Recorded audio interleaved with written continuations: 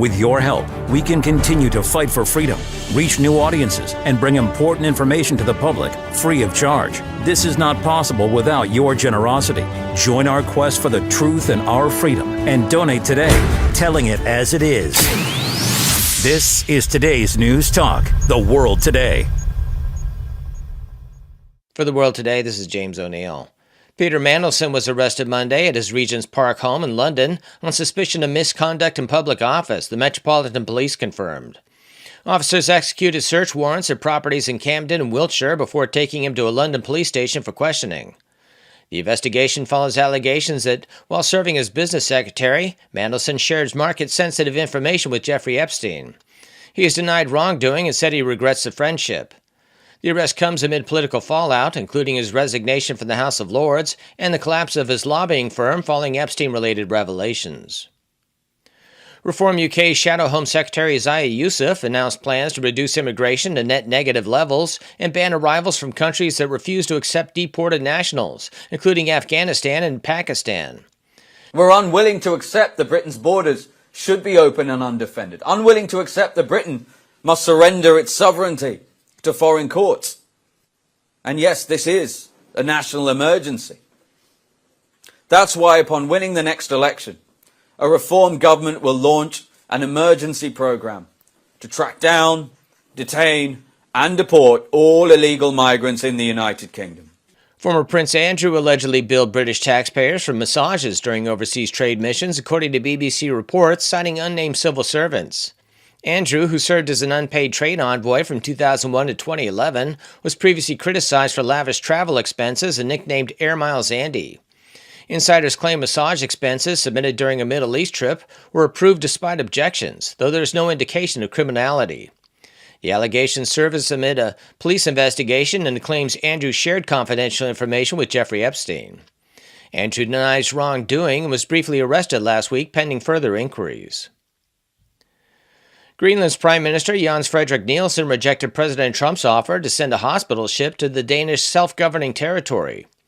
Trump said Saturday he would dispatch a great hospital boat to care for many people who are sick and not being taken care of.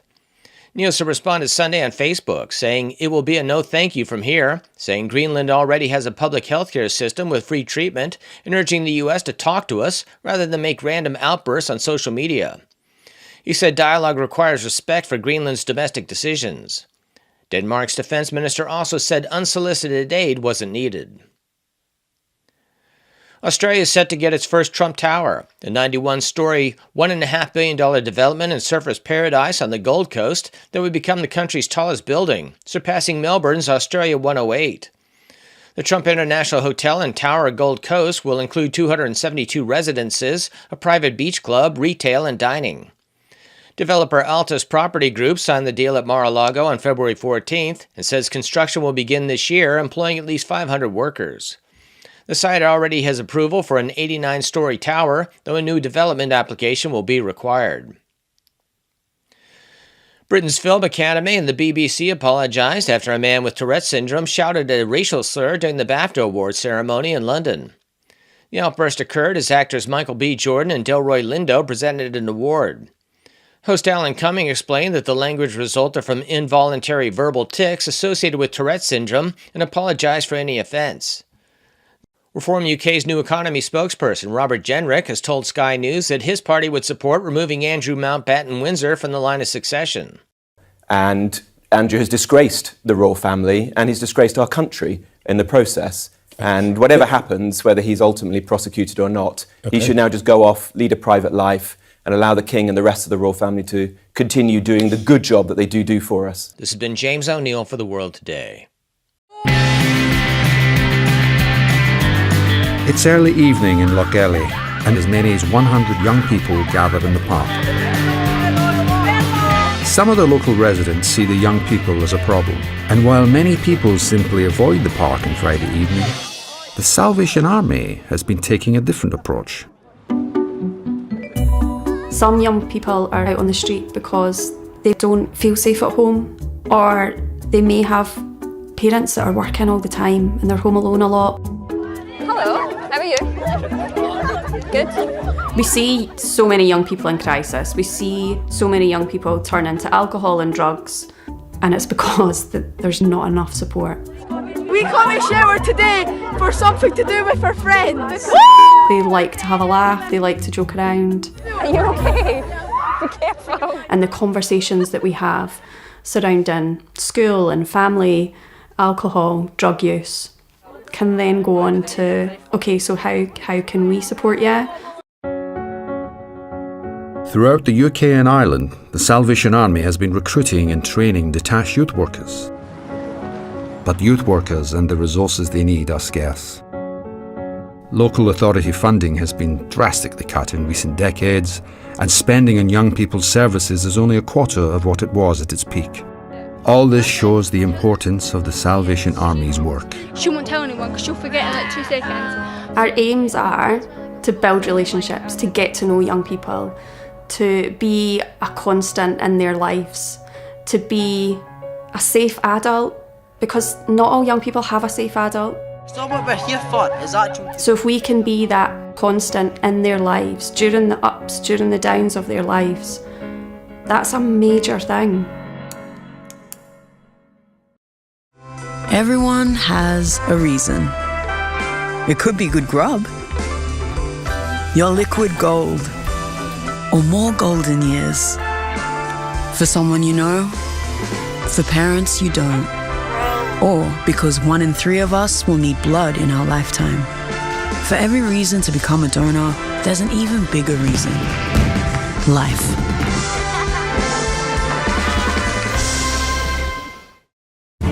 With your help, we can continue to fight for freedom, reach new audiences, and bring important information to the public free of charge. This is not possible without your generosity. Join our quest for the truth and our freedom and donate today, telling it as it is. This is today's News Talk, The World Today. And where are we? There we are. We have action. Now, we're not too sure, by the way, if it's working on Facebook. Off Facebook, we were blocked yesterday. I've got no idea why. Anyway, we did have a discussion about Zuckerberg, so maybe that was it. Who knows? He was making a comments at a special hearing in the US, but so we don't know if we're working. If we are, good-o. If we're not, well, I apologise on behalf of your Facebook. By the way, if you're in the UK, it's 11, almost 12 after 6. Get up now. It's Tuesday. You're back into the swing of it, ready to rock and roll at work. Work hard, come home, go to bed, get up, work hard. You know, the usual story. In Queensland, it's 12 past 4 and 12 past 5 in Victoria and New South Wales. Victoria being where our next guest is. And he's finished for the day. I believe he doesn't have far to drive to go to work, but we'll find out about that later. Yes, Bernie is nodding his head. Now, it's a touchy time in Australia following the Bondi massacre. There is a strong opposition to the return to Australia of ISIS brides. ISIS bride is a colloquial term for women who travel to Iraq or Syria to marry members of the Islamic State, ISIS, or to live under its self-declared caliphate. A group of these women and their children were granted approval to leave Syrian refugee camps, which they have been stranded in since the fall of the so-called caliphate. As politicians shamefully dodge questions, don't ask me, what? The complex issues surrounding their return are lost in the noise and the angry debate. Dr. Bernie Powell's area of expertise is in the comparative study of Islam and Christianity. He lectures on the life of Muhammad, the Qur'an, the Hadith, Apologetics and Christian ministry in Islamic context. Bernie grew up in Sydney. He has lived and taught in Australia and the UK and various countries in Asia and the Middle East. Bernie, thanks for joining us. Great to be with you, Mike. It's very interesting, this ISIS brides thing. Just your views quickly. Do you think we're sort of getting lost in the hysteria? Yeah, certainly. I mean, it's a really kind of emotional kind of topic for a lot of people. They say these poor innocent women and their even more innocent children have been stranded and kept in these kind of prisoner of war camps under terrible conditions for a long time, and they deserve to come back to Australia and have their freedom. So that's one perspective. And the other one is, well, these are women who left Australia of their own will. They weren't kidnapped. They went over there. They were seeking an Islamic utopia, life under ISIS, living in the caliphate, having a perfect Islamic existence. And it hasn't turned out in any way that they wanted it to, and so they want to come back to Australia. So that's the part of it. But then the other thing is that they went there to join up with an ideology which is so inimical to what we have in Australia. They went there because they hate democracy, they don't like non-Muslims, and they want to be in that kind of context, and now they're wanting to come back to it. So that's a problem. And I'll probably get the name wrong here. The women are in a refugee camp called El Rosh, I think it is, known as Rosh Camp. It's located in northeastern Syria, specifically in the, and I'll get this name probably wrong too, I often do, the El Hasakah, is that how you do it? Hasakah Governorate. It's situated near the Syria-Iraq border. Now, is this an area that ISIS controls? No, they don't. So the Kurds came in, and with the help of Americans, they were able to take control of it. And so that was where they captured all of these women. The men were often killed. They fought to the death, and the women and children were taken into the camps and have been held there since the fall of ISIS. And they've been under 36 in Syria, and the rise of this new guy, Ahmed al-Sharaa, the Syrian and the fall of al-Assad, the Syrian government is now saying they want to take control of this area again. So they had some fighting with the Kurds, and the Kurds have said, well, look, we've been holding these prisoners for you, keeping them away from everybody else. They've been funded by the US to do that. And they're saying, well, we're now going to let them all free. And leave them because we're not getting any support for what we want. And so they're letting them leave. And so this recent convoy of women left from that area under the care of Dr. Jamal Rifi, who's quite closely associated with Tony Burke, the Home Affairs Minister. And he was going to escort them out of the camp and through Syria so that they could catch planes and come back to Australia. And the Syrian government actually refused them, and they said, if you don't go back there, we're going to start attacking you. So they've gone back to the camp at the moment, and they're a little bit in limbo, and that's where this whole thing has come. The Australian government saying, well, they've got Australian passports, and under international law, we should let them travel, but we don't actually want them to come back here. So one of the women has been placed under a temporary exclusion order. We don't know what she did or why that's been applied only to her, but that's the case. So they're saying she has to stay out of the country for maybe suspected terrorism links for at least 2 years or up to 2 years. And then the others can work out for themselves what they're doing, but we won't give them any consular assistance. You know, I've seen so much reporting on this, and a lot of it is just hyperbole. It's just, it's like almost, oh, we'll just say that. No, and it's like a bowl of spaghetti of facts, and in that spaghetti is the other ingredients, and they're basically things that are distorting the facts. Let's look at why they left in the first place to go overseas. And then what was their reason for coming? What's their motivation for coming back? So if you could tell us the reason why they left in the first place, and it would seem the disdain they had for Australia, And now this, I don't know about sudden love, but they have learnt to appreciate very quickly that Australia is a great place to live, and we all want to come back. So on one hand, we have the hatred of Australia, and the other hand, we have the love of Australia, and take us back, please, very quickly. It's not that really, but that's what it would seem to be. What is the actual story, or am I pretty well right here? Because when you go over to Syria and go to hang out with ISIS, it's not to do good, is it? No. And they went there knowing that this was a group which had, like right from the very beginning, ISIS declared itself as a caliphate. They were going to re-establish an Islamic paradise, like they say existed at the very first during Muhammad's time, and women would have their Islamic rights, and the men would have their Islamic rights, and it would be a utopia. Basically, what they were told, there'll be no democracy because democracy is the opposite of living under Sharia law, under Allah's law. So that would be a good thing, and they would have the freedom to live out their religion, and more importantly, to spread their religion.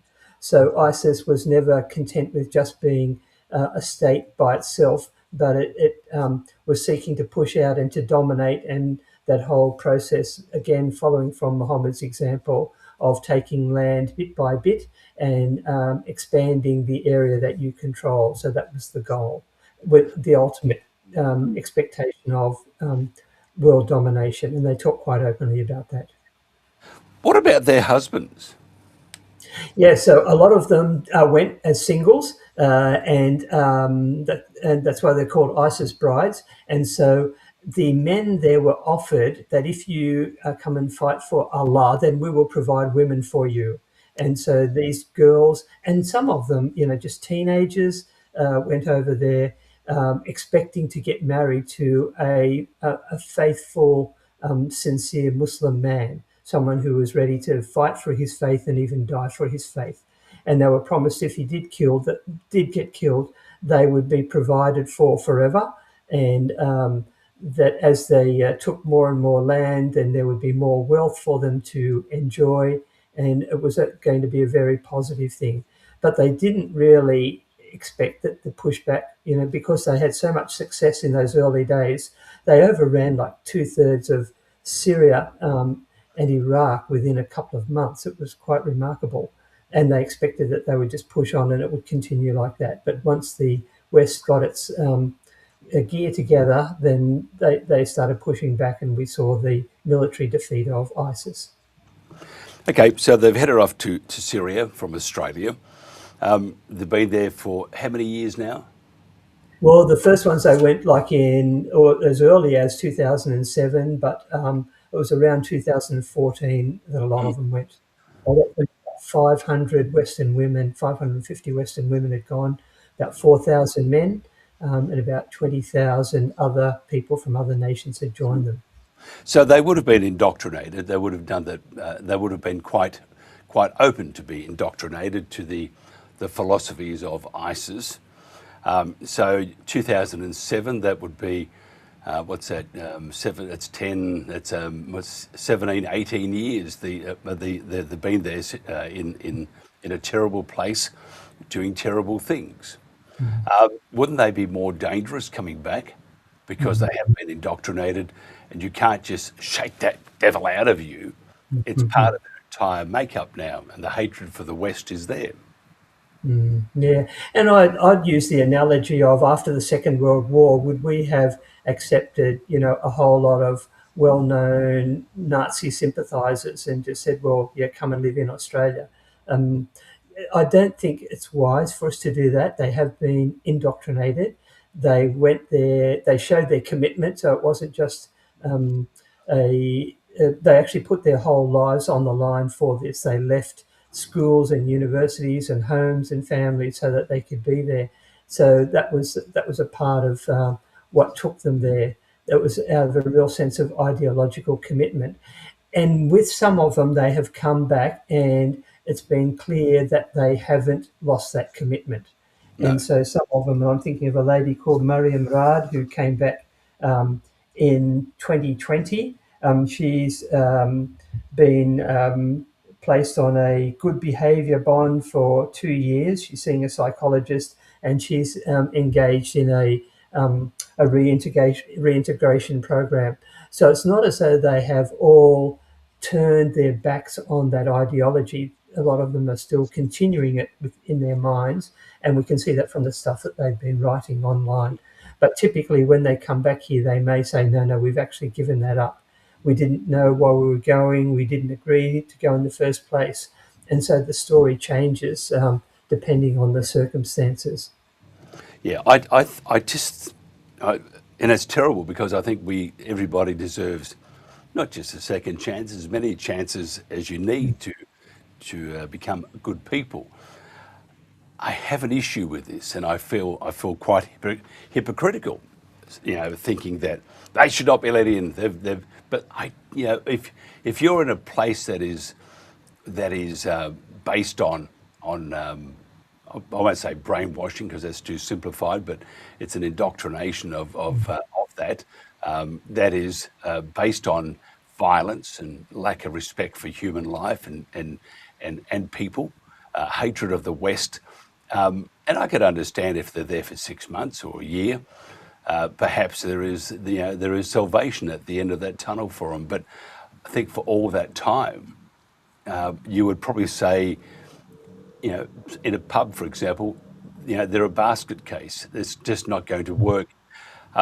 What do you? I mean, and again, it's. I feel like I'm being very mean and a horrible person, but I think they need to probably not come back into Australia, and that's what that is. And that's not being. I don't wish them any harm. We don't wish them, but to integrate into a Western society that they've been taught and indoctrinated to just hate, for that amount of time. I have grave doubts, and I would like to think that I'm wrong. What do you think? Yeah, and one of the things, people are giving the impression that coming back to Australia is the only option that they have. It's not. There's 50 Muslim majority countries in the world. Qatar, for example, they expelled all of their Hamas head top-level people back in 2024. So there'd be plenty of five-star hotel rooms and villas that are available there for them, because they would feel much more comfortable in a place where it holds the kind of ideology. Other places, they may say, well, Qatar is not quite stringent enough for us. Afghanistan, we could swap them for persecuted Christians in countries like Iran or Somalia or whatever. Australia has got a history of sending its refugees to other countries, whether it's to other places, whether it's Nauru or Christmas Island or even to the US. And we could do a deal with some Muslim countries and say, look, these people aren't going to be happy here. They won't be comfortable. They don't like our way of life. They'd be more comfortable in your country. Will you accept them? And we'll take some of the people that you don't want in your country, and we'll bring them into Australia. People who are much more committed to the Australian way of life and love things like freedom of speech and freedom of religion. So it's not as though that's the only option for them to come back to Australia. There are other options that the government could be pursuing. It would seem, this is again my observation. It would seem, one, the government has not been transparent at all. Some would say, well, they don't really need to. They're doing it for the safety of these people. Others would say they need to be transparent and they need to be open and speak freely of what their intentions are. Is this just a? Because if you look at the last since the last few months, there seems to be, and there's been a lot of occurrences that haven't helped, but I have just a feeling that there's this divide that government is doing at the moment, and not just government, other powerful organisations, and whether those governments are just, the federal, of course, and then you have your state governments. You look at Victoria and you look at New South Wales, and even Queensland and other states, South Australia. It just seems to be an intentional divide that has been planted there by orgs with a lot of power, such as I said, state government or private industry. Do you have that feeling too? I mean, I kept talking about how I grew up in a multicultural area, and we never had this, and now we have this not lack of trust, topping in your neighbours, reporting it to the police acting unduly towards some people. The tolerance level it's just dropped beyond all belief. There is basically no tolerance. You're right, I'm wrong, and that's all there is to it. Have you noticed that that's crept into our society? Yeah, it's really hard to hold a middle ground on any position. There's always pushes, from the left and the right to kind of force you into following what they believe, and to try and present an alternative perspective is really quite difficult. I mean, the other issue in all of this is the politics of it. So Tony Burke and Jason Clare both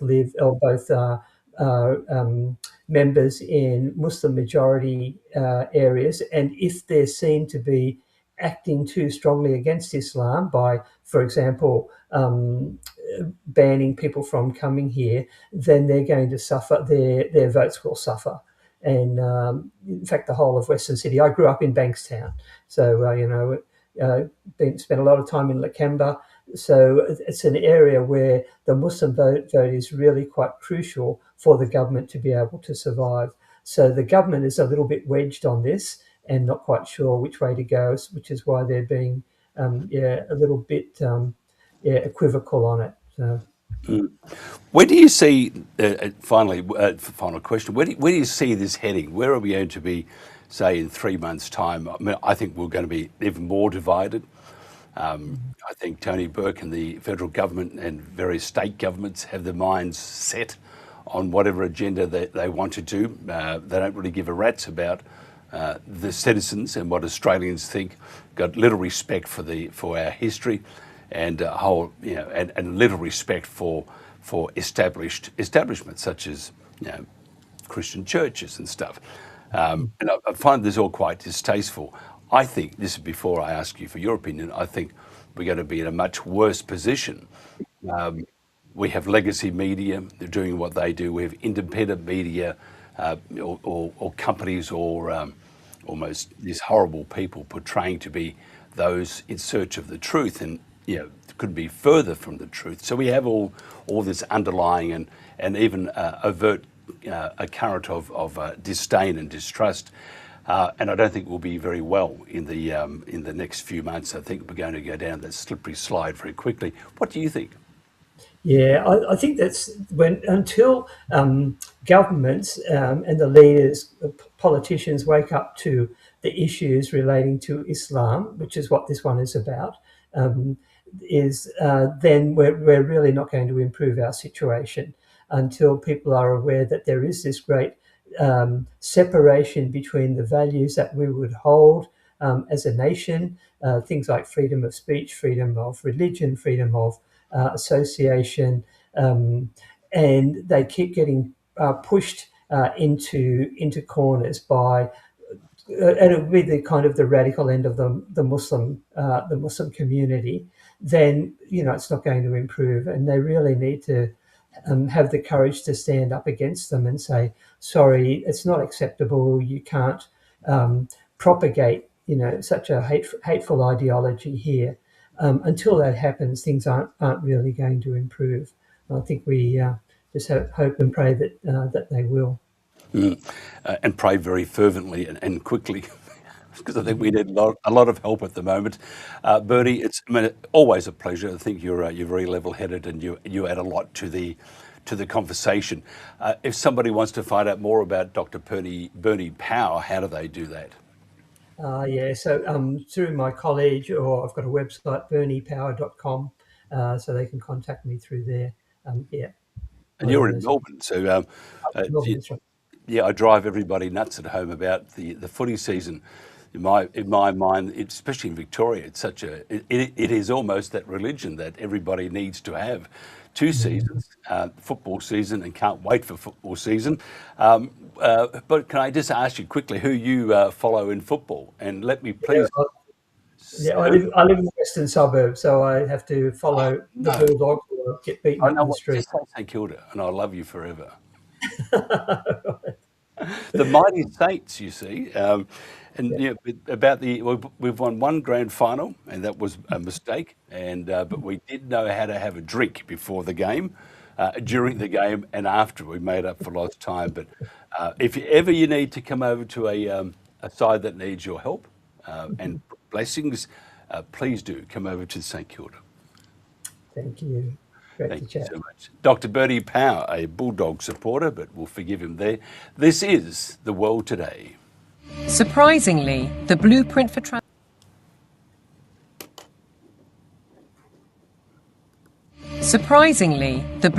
transformation is woven into the United Nations Agenda 2030, ostensibly a vision for a better world.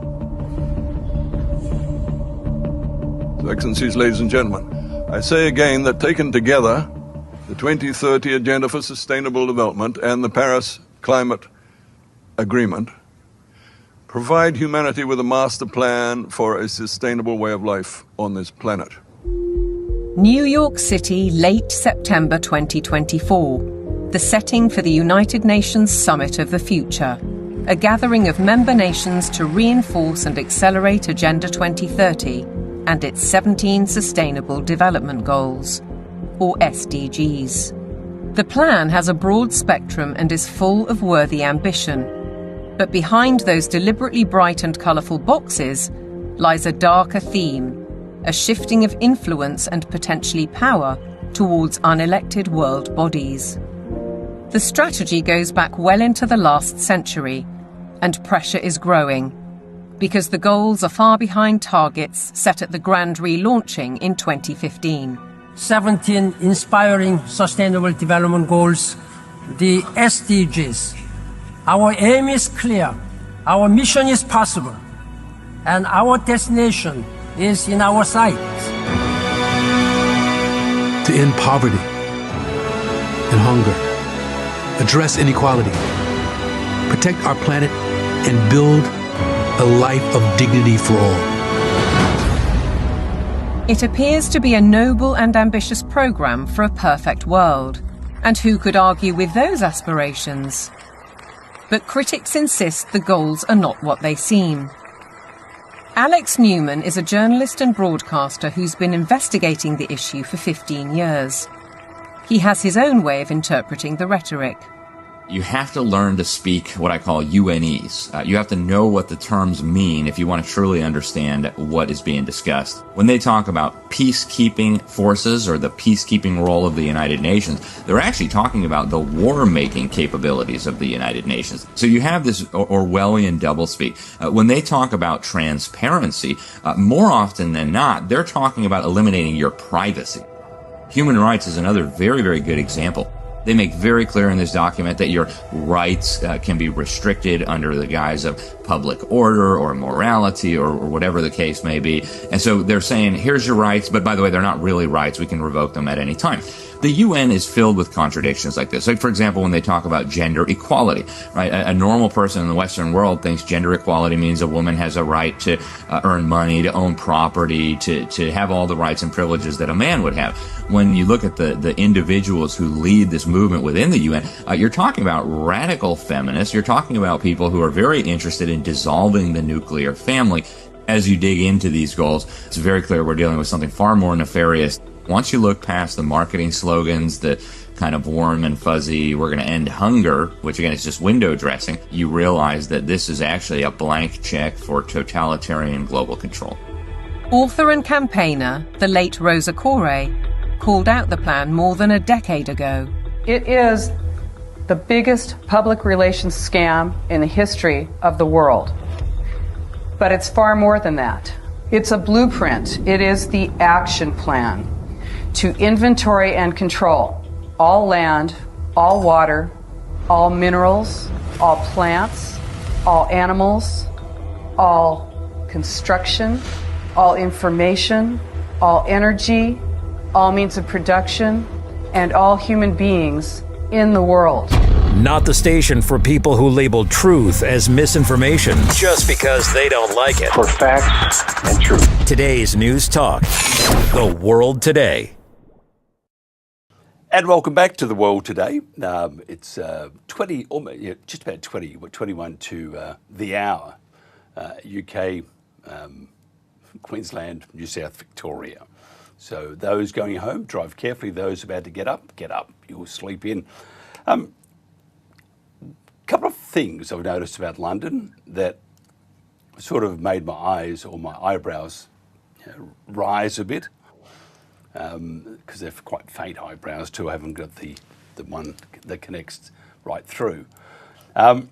Ricky Gervais got into a bit of trouble for putting a poster up, promoting his plonk, and then he has a sign there says, "Welcome to London. Don't forget your stab vest." I thought that's very funny. And most people look at me as if I'm a sicko. The other thing that interests me, if you're after some good devils, or if you want to go to a church and find someone laying naked on it with candles around them and people running around chanting, but London is the place to go. It's the UK. This is bizarre. The UK the UK Central is all about, in many ways, Satan and pedophilia practices. Wakim Hagopian is a West Point graduate, former army officer, and author of "Don't Let the Bastards Get You Down." After the military, he earned a master's degree in clinical psychology and worked as a licensed therapist. Also an independent journo focusing on geopolitics and the US empire, and an author who's exposed today's global pedophilia scourge in a series of books called Pedophilia and Empire, Satan, Sodomy and the Deep State, which are current Amazon bestsellers. He's going to look at some of the pedophilia or talk about pedophilia and the satanic practices, and has devoted large parts of his work to the UK, which he considers a central place for such practices. Now, some of us would be surprised, as I said, if you want to go to a place where they're going to lay you naked on top of a what do you call it? I forgot. What do you call the thing? An altar. That's right. London is the place to go. So not only do you have Big Ben, the Parliament House, all that sort of stuff, you also have plenty of places to lay naked, covered in blood, people running around chanting all sorts of things about you. And your luck of succeeding in that quest would depend on how old you are. Kim, thanks for joining us. It's a lovely part of the world, London. It was. Yeah, one time, I guess, but boy, it's been going rotten for quite some time now. What a I always, because I was in London, been there a few times. My wife's been there a lot. She kept running around with jars of red paint. I don't know why. Anyway, but it's a pretty wild part of the world. Is that part of because of the history? And if you look at all the different orgs and all the secret societies and stuff that have been on for hundreds and hundreds, if not thousands of years, is that part of the reason it's sodomy central, it's devil worship central? I mean, is that part of the reason? Definitely, it is the primary reason, I think. Yeah, they have a whole history of secret societies. That's where most of all of them have begun. Freemasons are huge there. Illuminati, Order of Illuminati, and then they got the Catholic, Templar Knights and the Malta Knights and the Jesuits and the secret order of the Garter, that the Queen and I guess now King, whose best friend was Jimmy Savile, the premier pedophile of the British history. He was best friends with. And of course, his younger brother, no longer Prince, was best friends, and he's paying for it now, with Jeffrey Epstein. So they've had a tradition of pedophilia, of incest, especially if they're the elite royal family. You know, I wrote a whole long chapter that's book long, basically, on the royal family and pedophilia, incest, keeping it in the family. And that's what these elites do. They always want to make sure that all their wealth and power and control over all the rest of us stays in the family. They don't want it spreading too thin. You know, in fact, the Rothschilds have merged in several marriages with the royal family. So, I mean, they'll only hook up with like-minded uh, psychopaths. What about okay, we talk about the elite loving all this sort of stuff, and you sort of picture devils running around and people with jelly and rolling around floors and all that sort of stuff. And it's a very ugly society, but is it just the elite, or does London have this penchant for a bit of spanking with someone with a pokey tail, or wanting to beat someone with a pokey tail after they did the spanking to some youngster? Is it just is it just the elite, or is it, there are others that sort of enjoy a bit of this sort of? It's cultural. It really is fine-tuned to the British, people, the culture. They have, and I don't know about how it is now, but I mean, traditionally, historically, Britain has had separate gender schools. You know, guys go off to the boys' school and the girls to the girls' school. It's probably a lot more co-ed than it ever was in the historic past. However, they have inbred the generations now for many, many years that the older boys regularly take advantage of the younger ones sexually, especially when, there aren't girls around. The older boys will sexually abuse younger ones. And so it's kind of almost like inbred within their culture and educational system, their quote elite system especially. They practice sexual abuse with each other, and it then develops into, if you want to get somewhere with your ambition to a high place, you play the game, which means you basically bend over and take it up, and play the game, and it's a pedophilic game. Uh, I mean, so yeah, I wrote 5 books on this very topic, and 2 out of 5, that's 40%, almost half, are devoted to the United Kingdom pedophilia, because there's so many scandals there all the time, and cover-ups, of course. When you researched, and there's a lot of information there, when you researched the material for these books, did you have hair then? And then as you read through it all, it just disappeared? Because it would have been very traumatic. I mean, my dad was a cop. He investigated all sorts of people for pedophilia. And, I probably think it changed him a lot. How did it affect you? Well, as a licensed therapist, for many years, I worked with pedophilia victims. So I had a lot of experience in the therapeutic realm with them.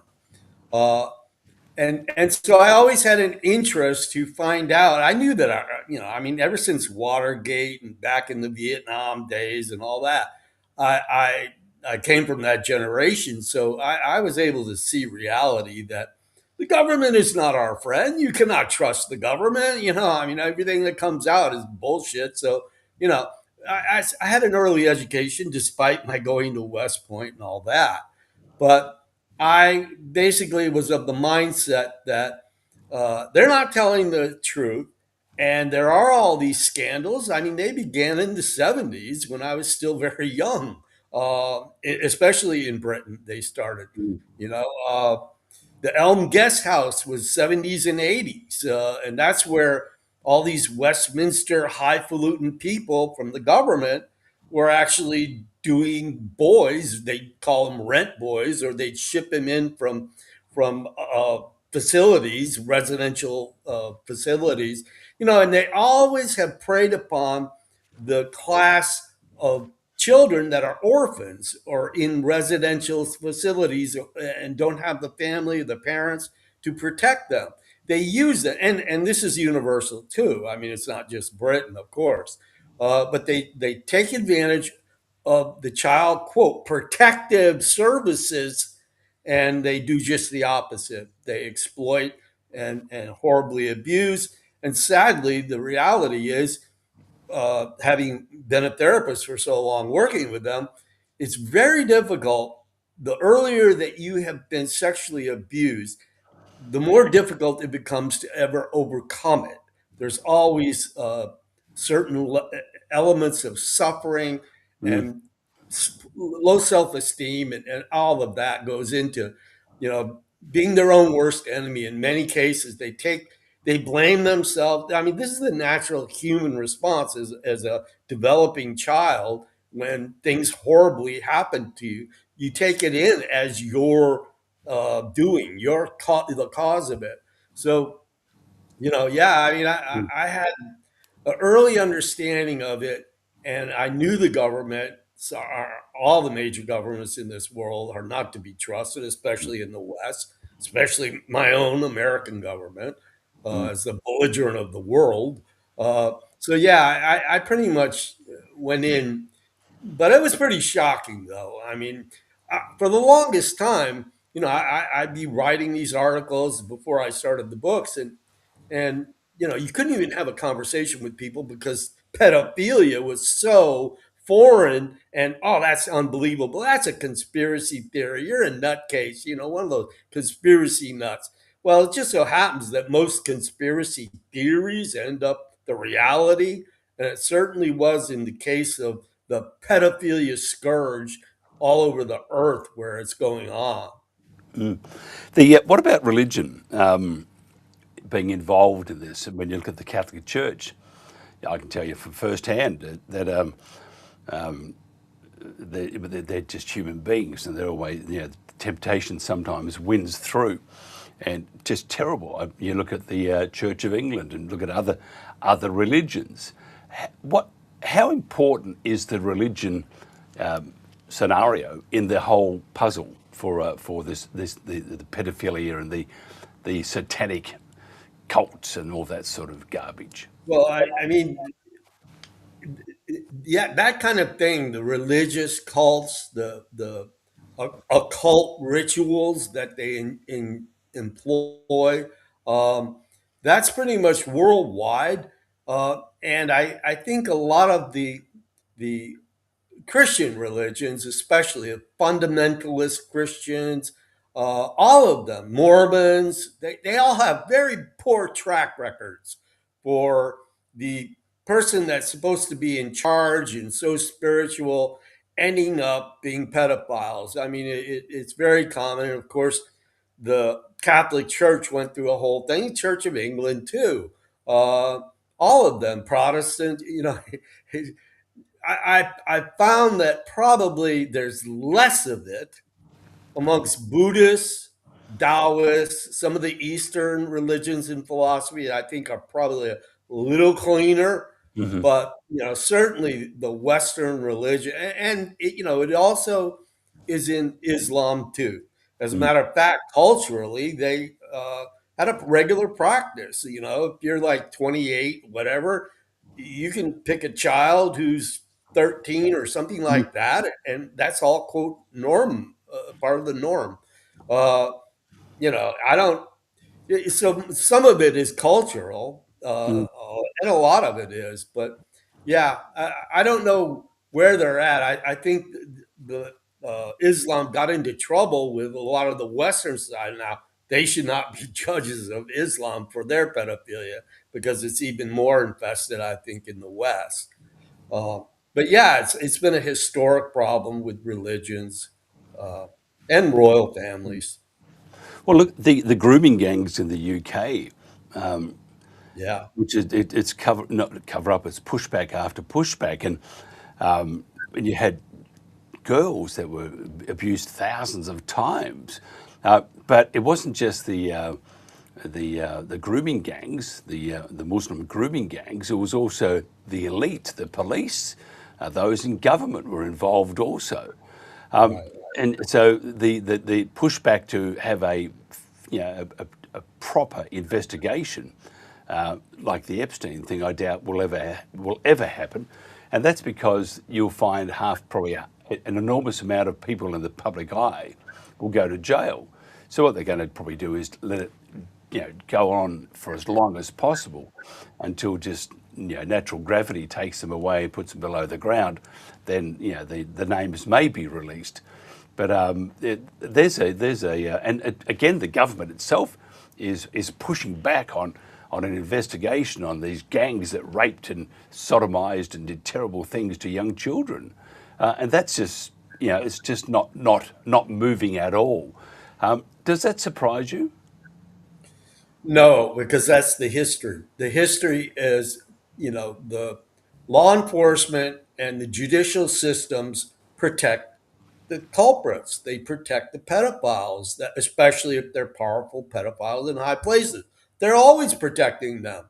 And as I've said many times, anybody at the national level, Parliament or Congress, or a cabinet position in an administration, they're immune.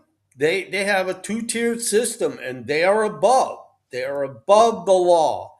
And this is what really has to change. And this is also what the Epstein files, releasing all this horror, is really, I think, mobilizing the global population to not accept it anymore, that these high-profile pedophiles go to the grave never paying for their crimes, So I think there's going to be increasing demand, and we're reaching, I think, closer to critical mass worldwide, because the awareness, for the first time, the awareness of how pervasive the pedophilia scourge is really taking hold now. This is a first time phenomenon, because as I was earlier alluding to, you'd mention this to other people and they didn't want to hear it. They'd run away or tell you to get lost. But now I think people are finally accepting the harsh reality of what us humans are up against. And the bottom line is, they're going after our children, but really they're going after the entire human population.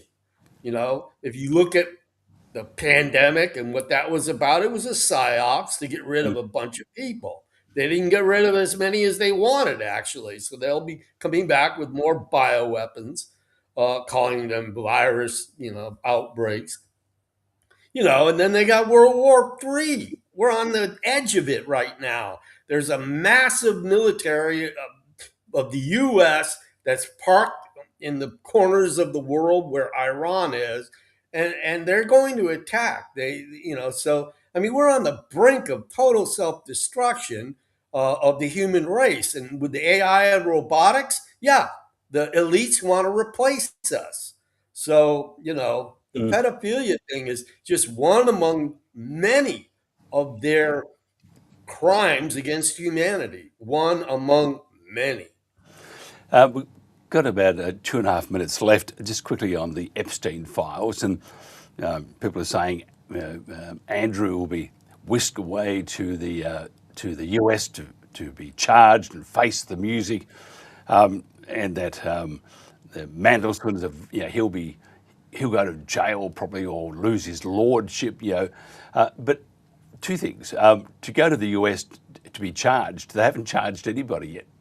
So there's that small problem.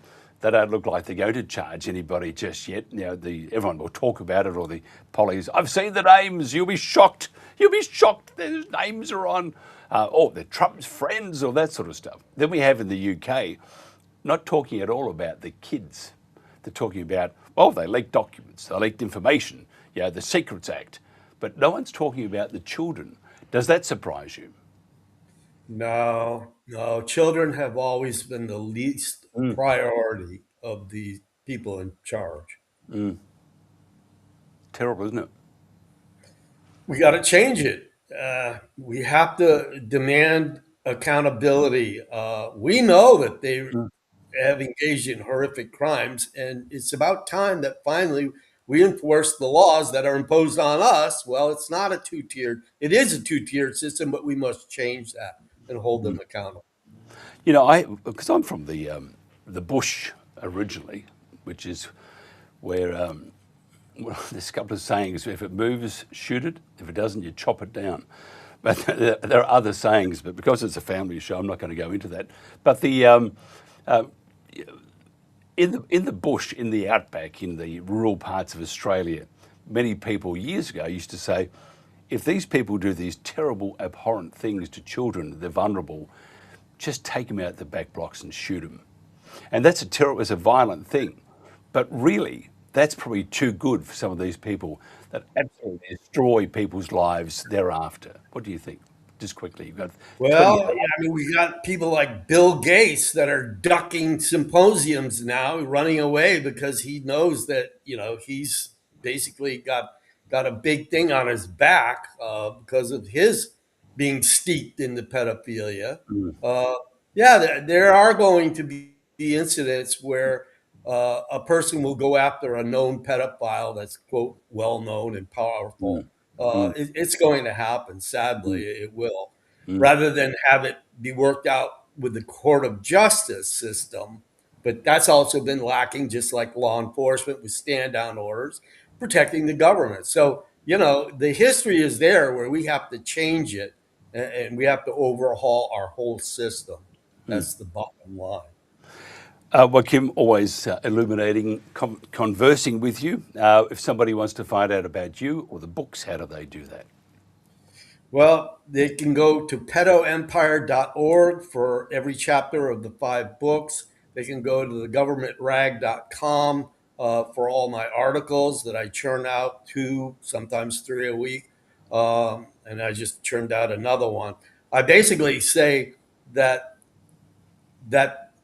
the pedophilia has been around since ancient times, and that the Epstein crowd is no different from the ancient ones that pursued pedophilia and blood sacrifice of children.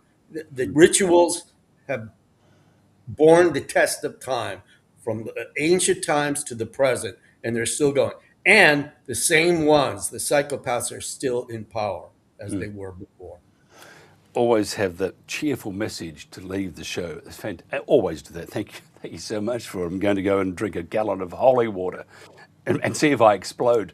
Well, Kim Gobian, thank you so much for your time. Say hello to your pet water buffalo. Always like to conclude that. Probably not true, but it sounds great. This is The World Today. Coming up next, we'll have the protagonist.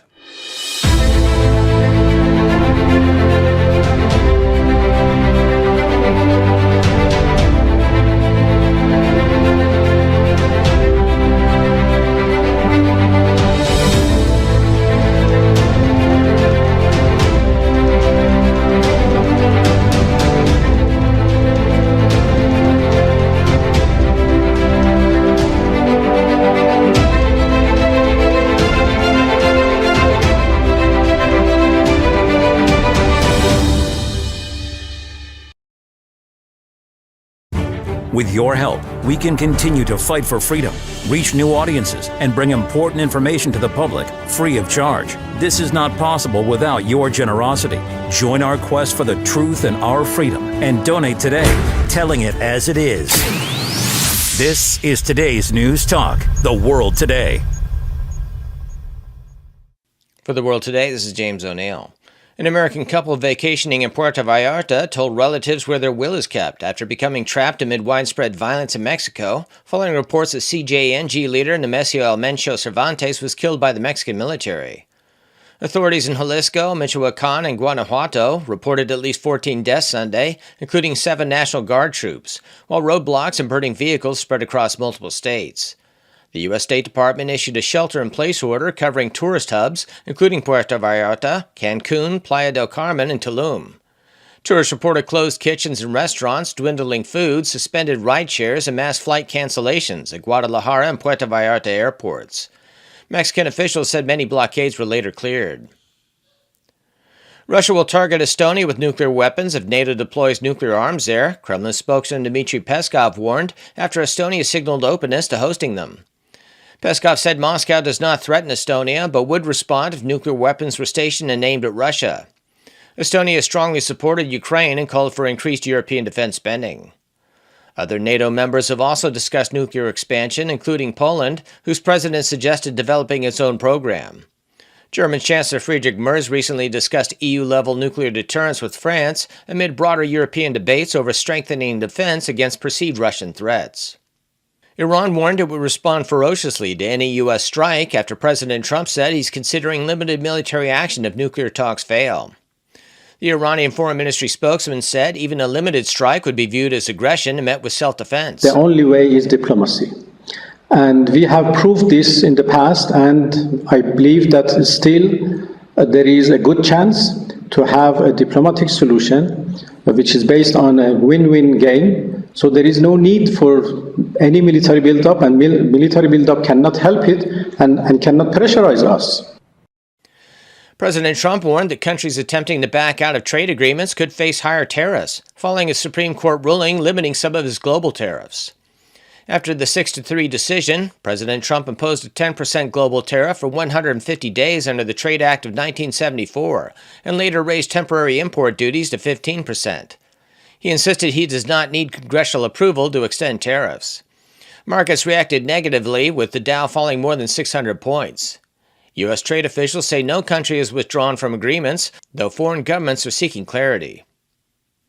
A major nor'easter disrupted U.S. air travel and prompted emergency measures across the Northeast, with more than 10,000 flights scheduled from February 22nd to the 24th canceled, according to FlightAware. Cancellations totaled 3,440 on February 22nd, 5,535 on February 23rd, and 1,619 planned for February 24th. On February 23rd, JFK saw 88% of departures and 87% of arrivals canceled. Boston Logan had 92% of departures and 87% of arrivals scrapped. The National Weather Service warned of 2 to 3 inches per hour snowfall, 40 to 70 mile per hour gusts, possible 1 to 2 feet of snow, power outages, and coastal flooding. New York City and other states declared emergencies and closed schools. President Trump declared February 22nd National Angel Family Day, honoring Americans who have lost loved ones to crimes committed by illegal immigrants. For decades, our government betrayed, and our media totally ignored, and I've seen it. When I first got involved with the angel families, I had a meeting. It was so sad. And they got up and spoke, and the media literally just turned off the cameras. They didn't want to hear them. It was my first glimpse as to what was happening. These are sick people that cover stories like that, or that don't cover them, which is worse. We'll be back with another news break at the top of the next hour. This has been James O'Neill for The World Today. Port Macquarie is a beautiful destination. Many people come here for their holidays. Lots of people retire here, but it also seems to be a place where many young families have come and really make it their community. Wednesday mornings we have our Community Connect space, which all started when we built a relationship with Second Bite from Coles and also Oz Harvest, and we were getting food and we were thinking, how do we connect with the community? We knew isolation and loneliness was a big thing, and the cost of living has certainly affected so many people. But how could we use this as a way of connecting people together and connect them in relationship with us? We have just amazing volunteers who just care and love and just take an interest in people. They want to take part in what they can, so in a sense give back. My name is Lee Miller, and I've been volunteering for 21 years. On Wednesday mornings, we sort through all of this food and put it out for the community members, and then we open at 9:30. Most people are grateful for it, and a lovely lot of people say thank you on the way out and even bless us, so that's just wonderful. It really helped me, probably more than the people that were helped, because I was at a loose end in my life and I needed people in my life. I think the heart of the mission is about relationship. We want to see people come to know Jesus. We want to see people experience life and the hope and the freedom that comes from him. And we know that starts by relationship. It's not just by putting on a program, but it's about how do we connect with people and connect with their heart and be able to give them honour and respect. Our hope is that it is a ministry place where lives get lasting change. It's not just a momentary nice feeling, but there is actually deep and lasting impact in people's lives as they move forward. I start every run with a plan and a promise to stay safe. A big part of my plan is to be alert to drivers and other pedestrians. Whether you're on your feet or behind the wheel, the road belongs to all of us. Every trip, every time, safety first. Alert today, alive tomorrow. With your help, we can continue to fight for freedom, reach new audiences, and bring important information to the public free of charge. This is not possible without your generosity. Join our quest for the truth and our freedom and donate today, telling it as it is. This is today's News Talk, The World Today.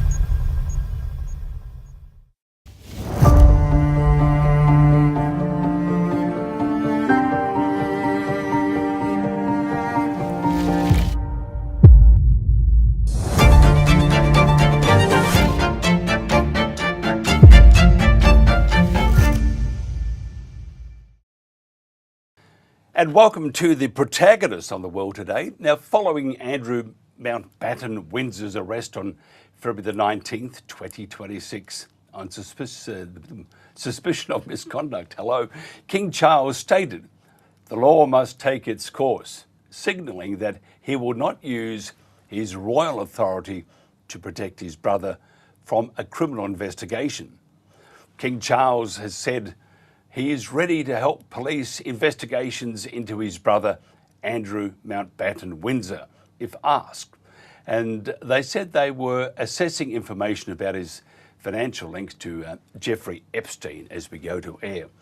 Now, the position of Mountbatten Windsor, former prince and eighth in the line of succession to the British throne, is under threat in the UK. And rightly so, I think. While it would be extremely unlikely he would ever become a monarch, his removal would be a symbolic and significant act of repudiation. Barring a time-consuming process that involves many parliaments passing legislation, is this a huge distraction from the current publicity engulfing the government and the monarchy? Or do they know there is more to come? We're going to talk to our panel about the events of the last week and what it means for the country, the monarchy, and of course the government. Our panel is Robin Tilbrook. He's a solicitor, leader and chairman of the English Democrats, chairman of the Workers of England Union, and John Mayer is a journalist and broadcaster. And we'd like to welcome them to the Protagonists. Thank you very much, and thanks for joining us. Now, hello, Australia. In Australia, yes, we are indeed. We're on the Gold Coast, where we're famous for lubra lips, Botox bottoms, and a beach. Now, Robin, what's your, as a solicitor, what is your appraisal of the situation at the moment for Andrew? Should he try and escape quickly, go somewhere, or do you think he'll end up in jail, or do you think it's just going to be? It'll be as it was. It would just roll out into who? Oh, Andrew. Oh, yeah, wasn't he that dirty old so-and-so? Do you think that's what will happen? What's your views? Well, I think it's significant that he hasn't been charged with anything. He hasn't been convicted of anything as yet. We don't know whether he will be either charged or convicted. We had an absolute media circus orchestrated by government and the police, and when he was arrested on his 66th birthday, I think we're at a point where we don't know where this is going, and we don't know exactly why there was quite such a publicity stunt by the police. But if you look at what he's accused of, there are plenty of very important Americans and rich Americans who clearly there's clear evidence of them having done worse, and yet there's very little seems to be going on with them. I think it's probably as much as anything a bury the bad news effort by the Labour government to distract attention from the various things that they've been up to. John Mayer. Benelson, sorry. Yes. What do you think, John? Where are we at? Look, I thought I was cynical, but that really does take the biscuit. Let's look at this.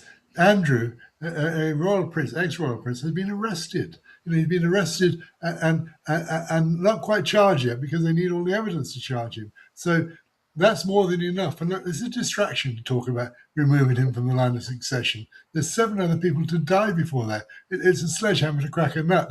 Your prime minister, and indeed our prime minister, are wasting time and energy. Andrew probably has done quite a lot of wrong.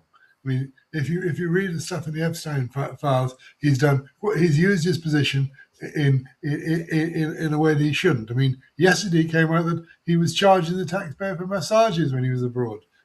Where does this all end?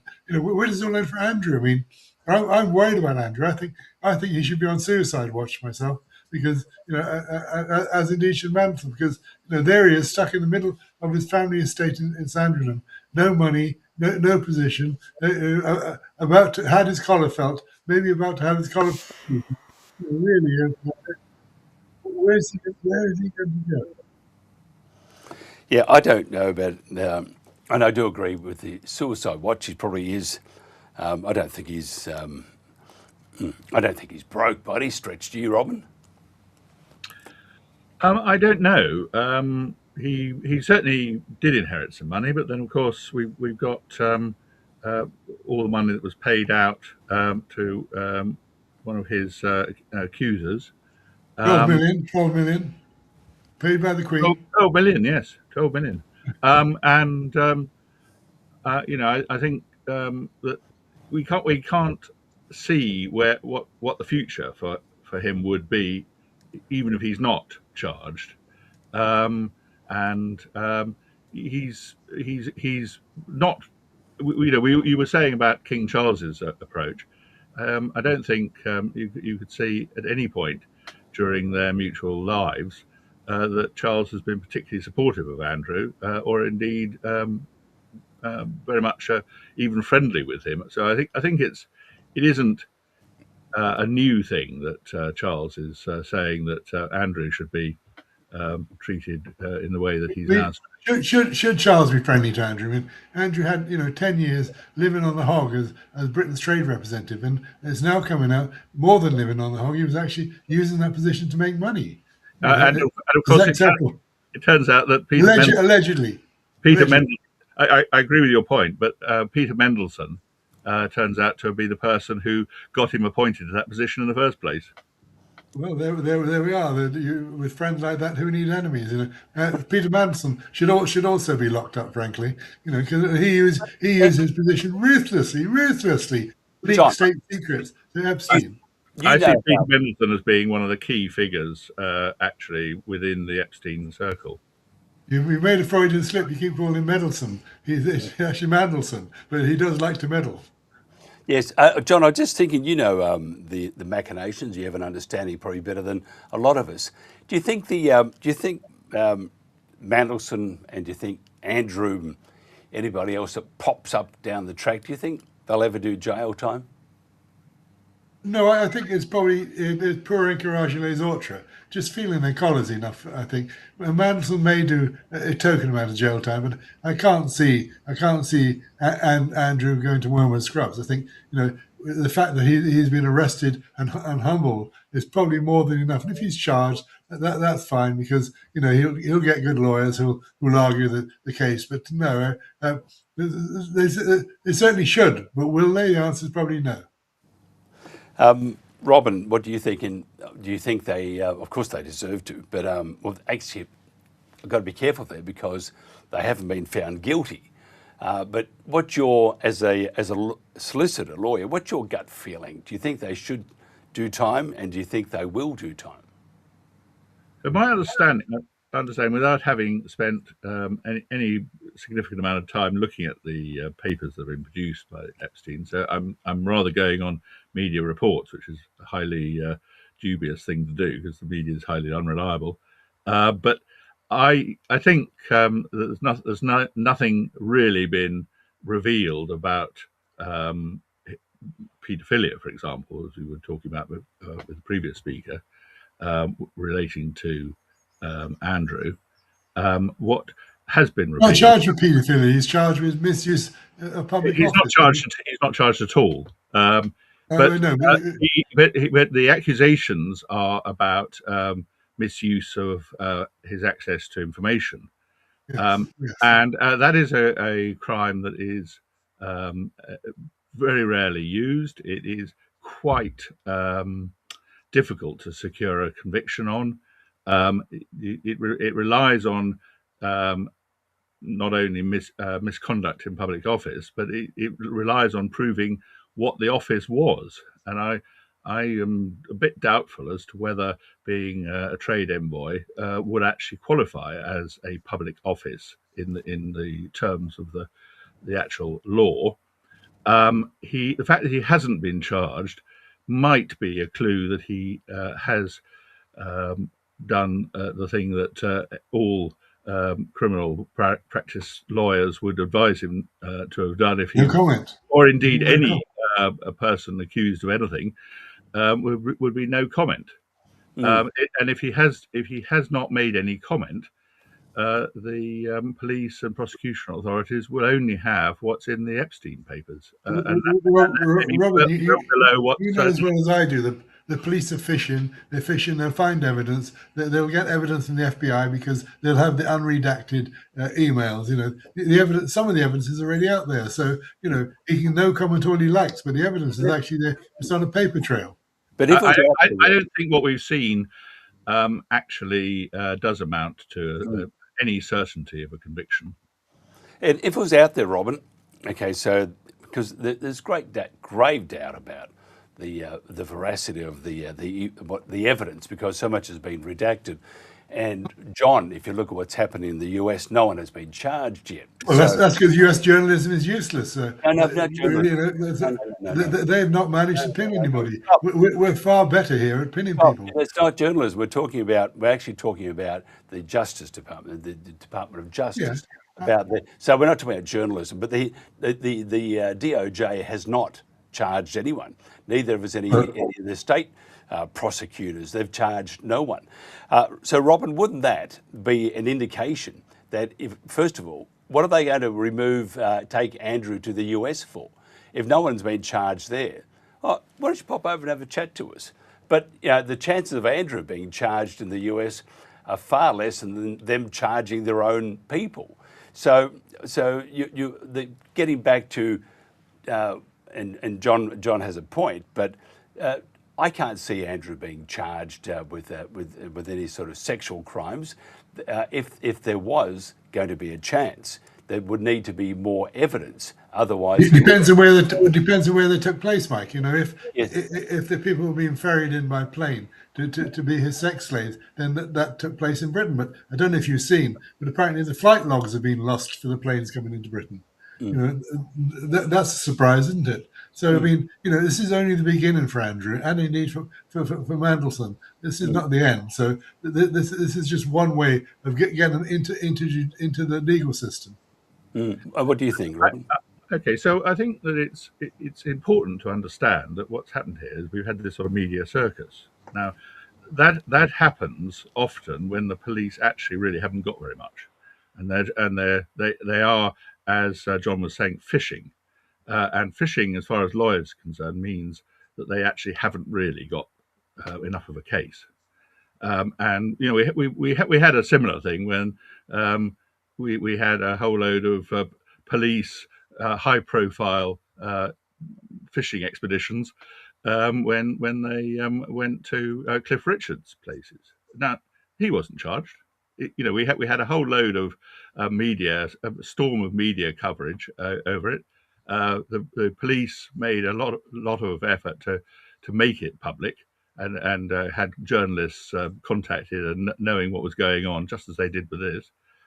Just because there is such a media storm doesn't mean anything will come out of it at all. Well, Robin, there have been 3 million emails, 3 million emails, and that's apparently only the tip of the iceberg. There's a paper trail for both of them. There's a paper trail. It's not nudge nudge wink wink. It's all there in emails between Epstein and these people. So let's not be despondent. The police do have evidence, but they're also competing, as I'm sure you realise. It was interesting the Thames Valley, who are popularly called Chad Valley by the Metropolitan Police, were the first to arrest. And then the Metropolitan Police suddenly gets off their bottoms and starts arresting people. There's all sorts of machinations going on. Robin? Yeah, I just think we're speculating ahead of any further action being taken. I don't think that the emails that John's referring to add up to a case.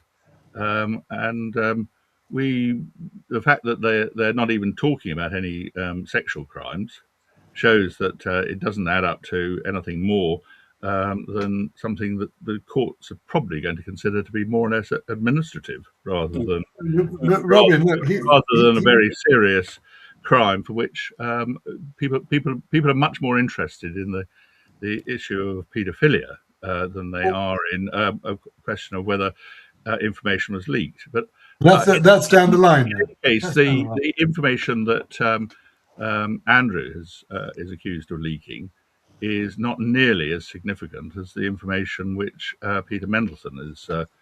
Robin, look, this man was paid as a trade envoy, went to various places, on lovely flights, nice hotels, massages, and was given lots and lots of background information on these places and so on. And then he passed them straight to Epstein. Within 5 minutes,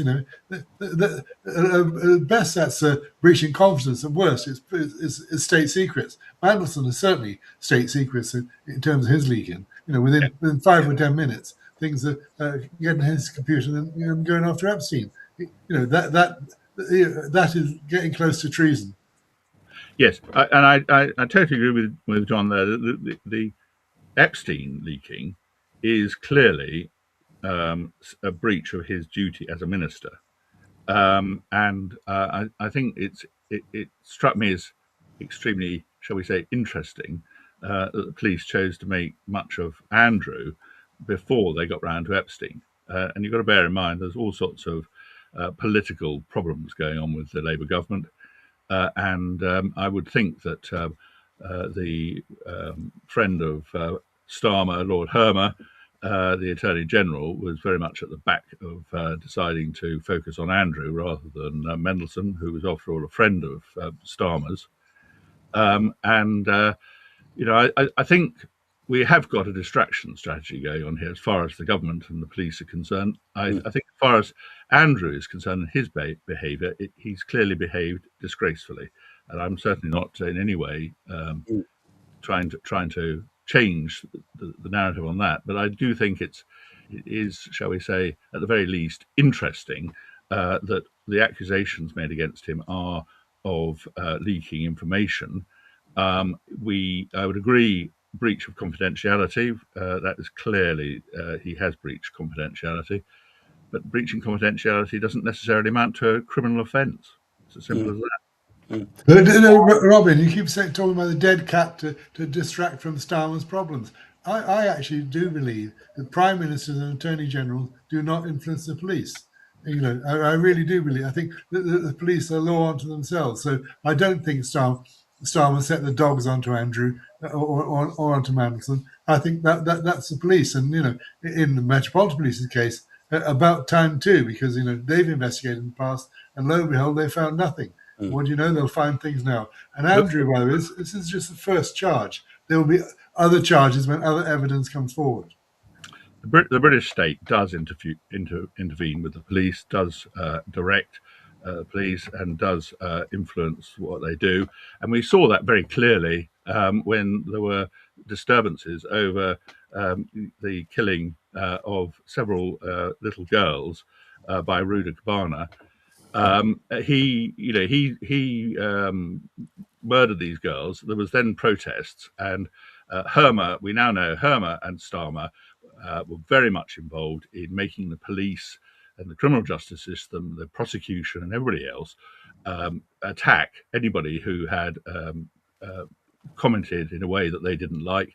And we had an example with Lucy Connolly, who is the wife of a Conservative councillor, district councillor, and who got locked up for racially outright sending out racial incitement in her Facebook. You know, these people are not as pure as a driven snow. Look, I mean, I don't think even Starmer is up to the dead cat of throwing Andrew to the wolves. And you might as well say the King is throwing Andrew to the wolves as well. I mean, he's throwing him under a bus. In fact, the King will probably throw him under a fleet of buses if he could find them. But you know, what is Andrew to do? We need to ask ourselves that human question. What's he to do now?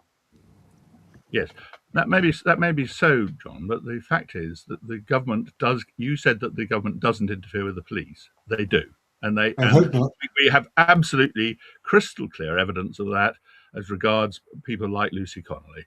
Now, whether you liked what she said or not, it was not the sort of offence that would normally have resulted either in a conviction or a long jail sentence, as she did receive. In fact, we've had situations where the courts have actually given violent offenders less time in prison than she got, and now that is a complete disgrace. Robin, explain why she was put into prison. What did she do? That she got 6 months, didn't she? What did she do? No, she got 30 months. Right, but what did she do? She tweeted something on X, I think. It might have been on Facebook, and basically the accusation was that it was a racially motivated hate crime. There is no evidence that it had any impact whatsoever on the situation. She removed the tweet fairly shortly afterwards. Her main problem was that she didn't do what lawyers would have recommended her to do, which is keep her mouth shut when the police arrived. And instead, she thought it was a mistake that she'd made and that they would understand. But what she didn't realise that in the background was that Starmer, the Home Secretary, and the Attorney General had all indicated to the police that they wanted action, and they also got this woman who, after all, wasn't even accused of a criminal offence. Nevertheless, she was held in remand in prison whilst the system put the squeeze on her to plead guilty, which she did. Hang on a minute. She then wound up with over 30 months term of immediate custodial imprisonment for what is really, by any normal stretch of the imagination, a fairly minor offence. She was adding fuel to the racial fire around the Southport killing. She was saying it was a racial offence, which it wasn't. So I think she should have been locked up. And she needs to realise that social media is publication. If you put something onto Twitter, you're publishing. And I don't think she could have been locked up. I think it's a classic example of the way that the state interferes with these things, and to think otherwise, I think, is quite strange. And stop, John. Just breathe. Take a breath, John. So there's a point you've made, Robin. It's just that you said just that the way the state interferes. Are they interfering in what would be an outcome for, say, Andrew and Mandelson, but just Andrew? The outcome for him, would it be different if the state didn't interfere? Well, I'm afraid we don't actually know enough to know the answer to that. But what we do know is that the government has been weighing in on this, and the fact that we were having, you were mentioning earlier, that there's talk of changing the line of succession, and that does definitely come from Starmer. This is at a time when there hasn't even been a charge, let alone a conviction, and the idea that you're going to change the line of succession is not an easy thing to do that, because all the states which still have the king as monarch, head of state, including Australia, would need to be involved in a combined process. It couldn't be just one state that did it. There's 14 of them. You are talking about a complicated action, which certainly is going to be many months and probably years in the process. And as we can see from Starmer's position, it's dubious as to whether he will still be prime minister for much longer. Removing Andrew from the succession is a waste of time and energy. Honestly, move on to better things, because 7 people are not going to die, so he'll never be king. Leave him there, but take other things away from him, the Council of State and things like that. But don't do that. And Mandelson, should he be in the Lords? No, is the answer to that. So even to get Mandelson out of the Lords requires an act of Parliament. I'm sure a 2-line act of Parliament can be done quickly. The government is talking about changing who can be in the House of Lords, and they could probably include the removal of Mandelson from the House of Lords. They'll probably do it by way of anybody convicted, because again, until you've got convictions, it becomes rather difficult to be talking about sanctioning somebody. On another question, the police managed to shut down any discussion of these 2 cases, or they tried to, by saying we arrested a 72-year-old man or a 66-year-old man. The evidence is all out there. It's on the internet. So, they're wasting their time trying to shut down discussion. And the British press has actually been very good and using that evidence and saying, look, this is the evidence. Now what are you going to do? But see, if it was evidence, there would be, the evidence that Andrew was fiddling and diddling, and the evidence that there's a whole bunch of others that were fiddling and diddling. Except for the leaking of information, I actually haven't seen anyone being charged for the fiddling and the diddling, John. Watch this space, Mike. That's to come. Watch this space. In Andrew's case, watch the evidence come out on that much more. It's fairly obvious. Evidence is there already. So are there more papers to come out? You said the evidence. Well, the 3 million is apparently just the tip of the iceberg. There are more to come out, and how much of the journalists actually gone into the 3 million? Well, 3 million files, but you said the evidence is there, and now I'm just trying to follow this, and now you're saying the evidence will come out. Is it out now, or is it going to come out? Look at some of the victims and what they're saying. Mind you have to aim off a bit for them. They're all saying that Epstein was a paedophile and his friend were a paedophile. So do you believe the women? The answer is probably you do. Okay, Robin. So therefore, the evidence is there. If it is there, what do the police have to do? I would imagine they have to decide whether it is evidence and whether it would stand up in a court of law. So can you take us through that process of the police, the Met Police going, hello, I've got all this evidence, 3 million files here. How do they decide if that evidence is worth its weight or not? So first of all, I think the 3 million files refers to the entirety of the Epstein papers. It is not the information that relates to Andrew. No. Secondly, what they've done, of course, is the idea of going along, arresting, interviewing, doing a search. That would be fairly routine, or would have been, but for the fact that the police, or at any rate somebody within the central state, alerted the media to the opportunity of making it sort of wall-to-wall coverage. And he was then interviewed under caution. If he gave a statement, the way that the police investigate in the majority of cases in this country now is they rely almost entirely on the police interview. The purpose of an interview is to get a confession from the interviewee, and if they confess, then they tend to be charged and prosecuted.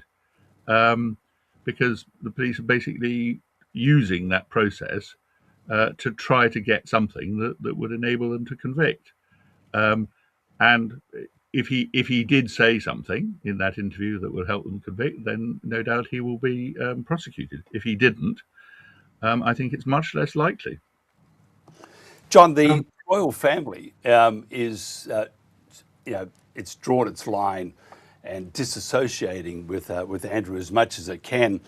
What else can the royal family do?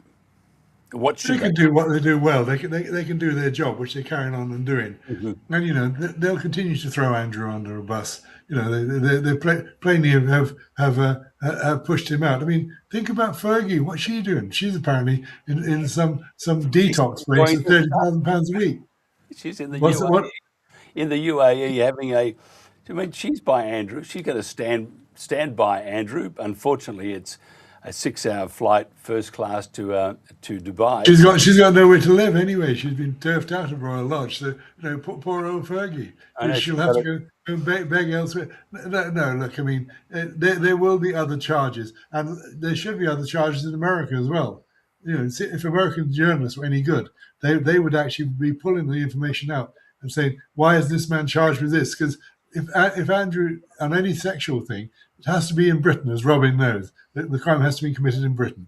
But if it's committed in America, so be it. And that has to be proved. And this is why the former Prime Minister Gordon Brown is jumping up and down and saying, let's investigate the RAF flights. And I think he's probably right. It's not going to go away, this story. It's going to last for not weeks, but months and years.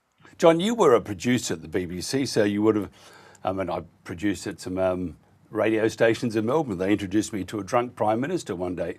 My first interview. Never do that again. But tell us how. I lived through it. I learned a lot. Let me tell you.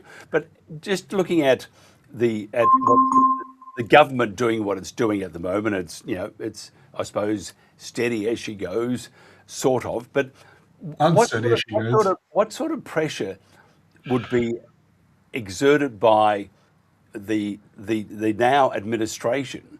What sort of pressure would be exerted by them on the media? And to say it won't, they're not going to exert any pressure, is probably telling a bit of a fib, because they all do. They all do, whether it's conservative or. Of course they will. What will they be saying? We want you to hang and quarter this man? No, I mean, if they try. That's why I'm asking you. How would they be approaching this? Phone calls may be made, but if they try and lean on somebody, say, look, leave this story alone, they'll be given 2 words, one of which is off. It's as simple as that. Certainly by the BBC. So don't even try it. I mean, we have in Britain a voracious media, and particularly the newspapers, and they will compete to see who will get the more information. And it's all coming out, isn't it? I mean, I keep banging on about this, but why isn't American journalism found out some facts and some truth in 3 million files? It does make me wonder, what are they up to, or not? Robin, what do you think the people of the UK want? Well, first of all, can I just comment on something that John was just saying? Because he was sort of saying that it was the British media that had uncovered this, and I just simply don't think that's true. The Russians did it. What's happened is that there had been a lot of pressure in America to produce all the Epstein papers. They have, we are told, been now produced. Quite a lot of them. Quite a lot of the papers have got a lot of redactions on them, but I think you can see what topic they're on even in the redacted cases. And the media in Britain have really reacted to the police giving them advance notice that they were going to arrest Andrew, and we've then had a storm of ill-informed comment about something that we at the moment don't know where this is going to go at all. So I don't think that the British media have done very well. I think far from it. But the American media are, I think, just as influential on the way that the police operate there. But the thing that's of interest to me is that even where we seem to have got actual evidence of sexual offences by important or rich or powerful American men, nothing very much has been done about that. So I think we're Robin, beginning I don't know to if you saw the U.S. Attorney General on television last week giving evidence, but you wouldn't give her the chance to run a bus. I mean, she was getting very angry with all these congressmen, for daring to ask questions. And when she was asked to turn around and apologise to the Epstein victims, she wouldn't do it. So don't build up your hopes there in the Department of Justice. I'm afraid somebody appointed by Trump. Yeah, I'm not building up my hopes, as you put it. I just don't think that the journalists are really the core issue here. I think it's the way that the both states actually operate, and I don't know. I simply think we're at too early a stage to say where all this is going to go. But having said that, one of the things we do know from the length of time that this has all been going on, including what Epstein was up to in the first place, is that it will be a slow process. It will be a question of getting establishment elite figures out into the open and seeing whether any convictions can be obtained against them. And I must say, I'm not that hopeful that you're going to see that many of those, and that is partly, I think, that the neither state is really that keen on prosecuting. Isn't it enough though they've both had their collars felt, and they're therefore in some form of disgrace. Prince Andrew is now a Andrew, whatever his name is these days, is now a non-person. Well, that is certainly something, but what it shows is actually that the British state has been more proactive about it than the American state, even though the crimes are largely committed in America. Our police and our media are far more vigilant than the American police and media. Well, that will be displayed, if you're right, fairly soon. I'm just wondering, Robin, and then John. I know you want to jump in as soon as I ask Robin this question. Stay very quiet. Thank you. You're a good boy. Sip on your tea, and just wait for a few minutes. Coffee, I would, and John has verified that that Starmer and the magnificent government there has been, really pushing for justice. They would not be influencing at all, except go for the truth. The other side of the coin, though, perhaps, Robin, is that this is a magnificent distraction for Starmer, because he's not doing terribly well at the moment, and now he has someone that, especially Andrew, that has more attention than him. Would it be scurrilous of me to say that perhaps this is a distraction that Starmer welcomes? Well, it wouldn't be scurrilous, I don't think, at all. And it's perfectly clear that he is using it as a distraction. And the most straightforward bit of evidence of that is the fact that he's then started to talk about removing Andrew from the line of succession. That is something that is completely ridiculous at this stage of the discussion. This is and of the process. He's using it to distract attention. It's as simple as that. I think you're granting Starmer far more political sense than he's got, actually. As you know, this is Linton Crosby land, isn't it? Let's throw a dead cat on the table and people say, look at the dead cat, and forget about what's happened before that. No, he hasn't got that political sense. I mean, but what he does have is a moral sense. And what he said is the law is the law is the law, and nobody should be above it. And he's absolutely right on that. And I think the British public believe that, whether you're a royalty or former deputy prime minister, the law is the law is the law. And if you have to face it, you face it. So let's not be conspiratorial. Starmer's not that politically clever to find distractions. He'll have enough bloody noses anyway. When is it? Tomorrow or 2 days' time with the by-election and also with the May elections. Can I just say, I mean, in terms of Starmer's track record, he's not, I don't think, a moral character at all. I thought it was particularly instructive about his character that when he was supporting Corbyn as leader of Labour, he was making out that he was a great personal friend of Corbyn's, and he was personally loyal to him. He then got himself elected as leader of Labour claiming this, and that he was the Corbyn continuity candidate. Right, yeah. The moment that he got Corbyn out, we see him getting Corbyn, or he replaced Corbyn.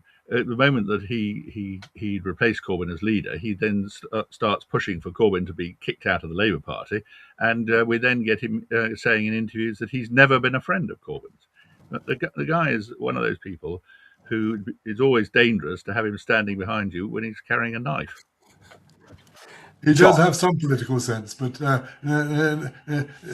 he's not up to anything in terms of Andrew, and certainly not in Mandelson, because it doesn't reflect well on him if Mandelson goes to jail, does it? Because he chose him to be the British ambassador to the US.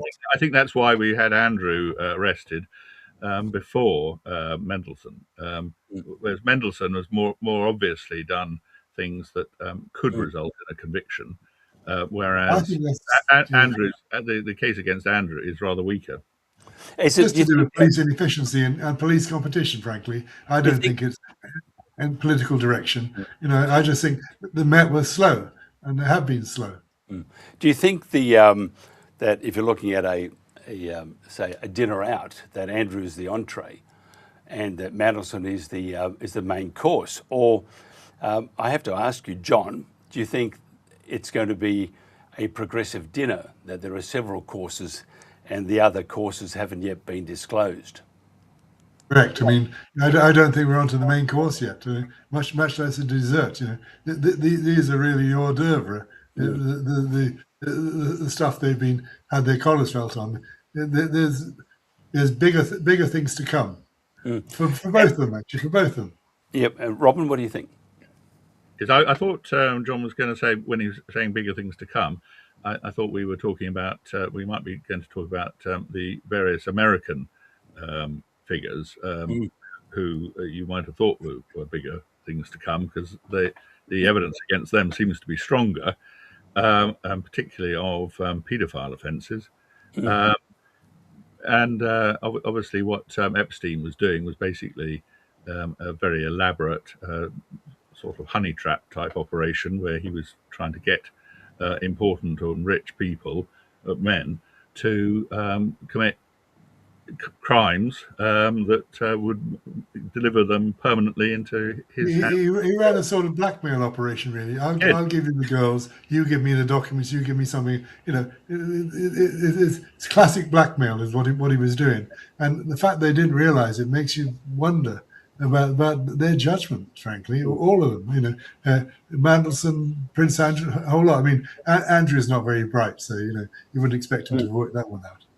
But we're talking about people like Bill Gates, Clinton, and various bigwigs within mostly the. Well, unfortunately, Robin, Starmer can't prosecute them. Nor can his friend the Attorney General. Their remit doesn't run to the American legal system.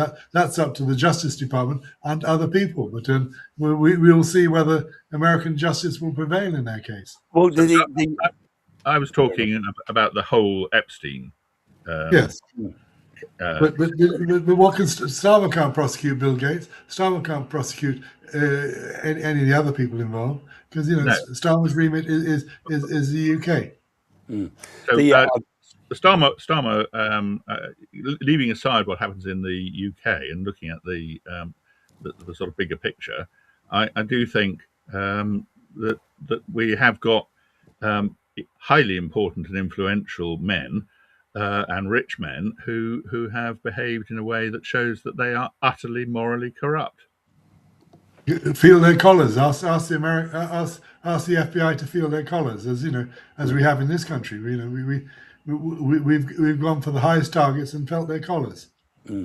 It was actually very interesting too, that, and you mentioned the British media before, John, when the Epstein, when it hit. The feces hit the fan. I'm being quite polite here, but when that happened, the headlines that Epstein was working with the Russians.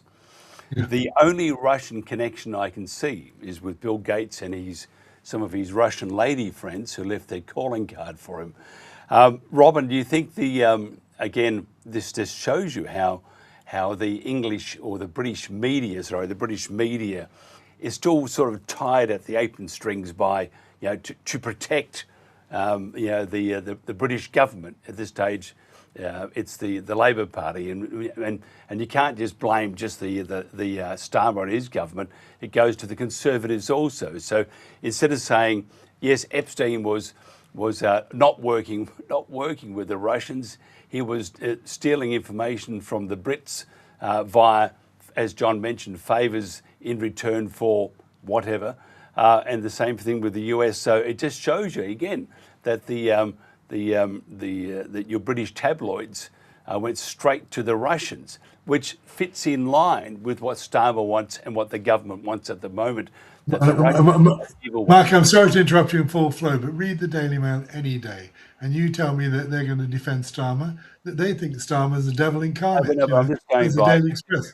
Yes, but it's just showing you there's a pattern that is still there, John, that the legacy media is not going to report the truth if it's tied to the apron strings of the government, of that then government.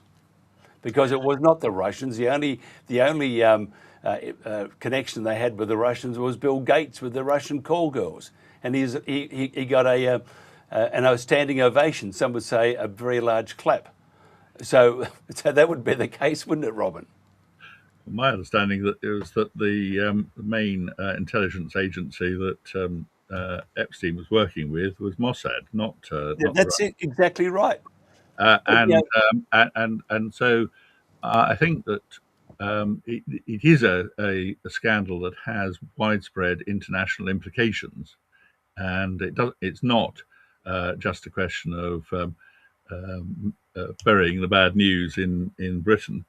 It is more a question of exactly what all this information was used for, and who benefited from it all. And I think we're at an early stage of having that revealed to us, if we ever are going to. Financial gain. I'm not convinced of. Epstein didn't become a billionaire by accident. He had financial gain. Basically, if he was being offered secrets by the deputy prime minister, he would use that to make money out of it, and I'm sure he did, as he did out of Andrew's information. So how much confidence should the British public have? For John, then I'll go back to Robin on this. How much confidence should they have in the monarchy, John? Oh well, look. I mean, the KBO, they're carrying on and they're doing their jobs, and you know. They will throw Andrew into a ditch, and they've thrown Andrew into a ditch. They sent him to Siberia, called Norfolk, for now, and from which he will never come back. You know, if they could put him on a plane and send him to, I don't know, to France or to the Duke of Windsor's place in France, they would do that. You know, he is a total non-person now. You know, let's see if he gets invited to any Christmas services. He won't. Not at all. No, I mean, they're doing their job. I'm not a rabid monarchist, but you know, by and large, they do a good job, and it's good to see that they're actually taking a stand on this. You know, Charles, within 2 hours, issued a statement saying, "Let the law take its course." I have to say, though, it's a terrible punishment for him. You're heading off to a 12-room mansion, and we don't want you ever coming back here again. And so you've got these beautiful grounds. You've got enough money to get you through till you drop dead. You've got plenty of money. In fact, don't ever do that again. Most people don't leave the estate. Stay in Sandringham. You know, he's gone to a 12-room mansion from a massive, from Royal Lodge. Which how many? What did that have? 60 rooms, did it? Which Andrew let go to rack and ruin. Well, it's very hard, isn't it, Robin, to clean those rooms? Imagine the vacuum cleaner would have given it a real going for its life. But what do you think, Robin? Do you think what I'm saying is correct, that it's a pretty pathetic, you're a very bad boy. Here's a giant mansion for you, plenty of money. John just mentioned you should go to France. I mean, give me a break. That's not a punishment. That's a reward. So I think the problem that King Charles had got was that Andrew had entered into an agreement with the Queen over Royal Lodge, and he had actually paid quite a bit of money for Royal Lodge and dealing with it. So he had an agreement which would have been difficult to have broken, and probably if the king had tried to use the law to get him out, Andrew would still be there. So he was looking to try and get an agreement from Andrew, and he's done that and got him into a house on the Sandringham estate, which is a highly attractive area of the country. So it's not it isn't a question of being able to do whatever he wanted to do. The king wouldn't have been able to do that. He would have had to have followed legal routes if he couldn't get agreement. So the straw that broke the camel's back was when Andrew did a photo op in Windsor Great Park on his horse. He knew where the photographers were, and he was essentially pointing two fingers at the king and at the press. And so that was it. He had to go. But where does he go from here? Is he going to become a chat show host? Maybe he'll have his own podcast. Maybe he'll have his own channel. Who knows? He could. Could you imagine? I mean, I can imagine the first couple of podcasts would be very popular, and thereafter it would just sort of die in the arse, as we would say in Australia, because we're colonials. Now, before we go, which we are going to go in about 20 seconds, and I have to ask you, John, because you seem like you have a lot of experience and love for your country.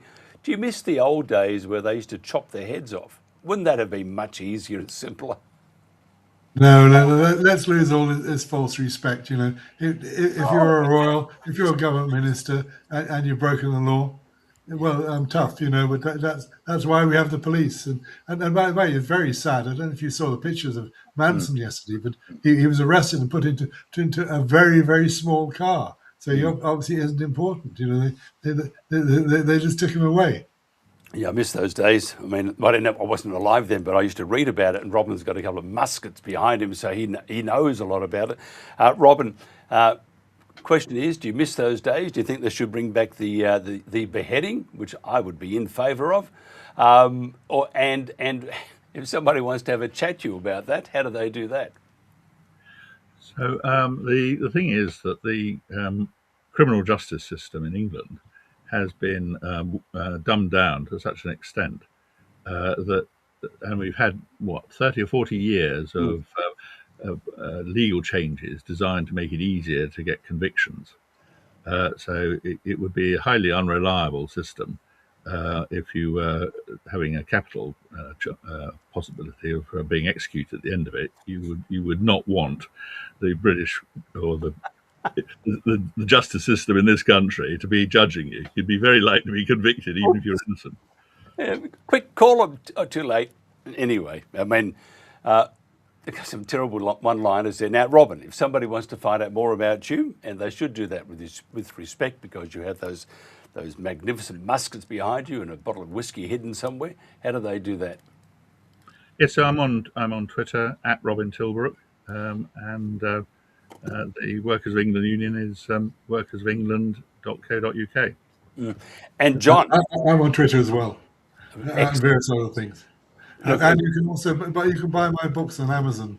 I'm up to number 65. I'm just doing a book about advice to the new BBC Director General. I've asked people to give them advice. Good on you, and we always appreciate that advice. Indeed.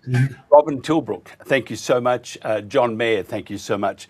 This has been the Protagonists. Coming up next, The World Today.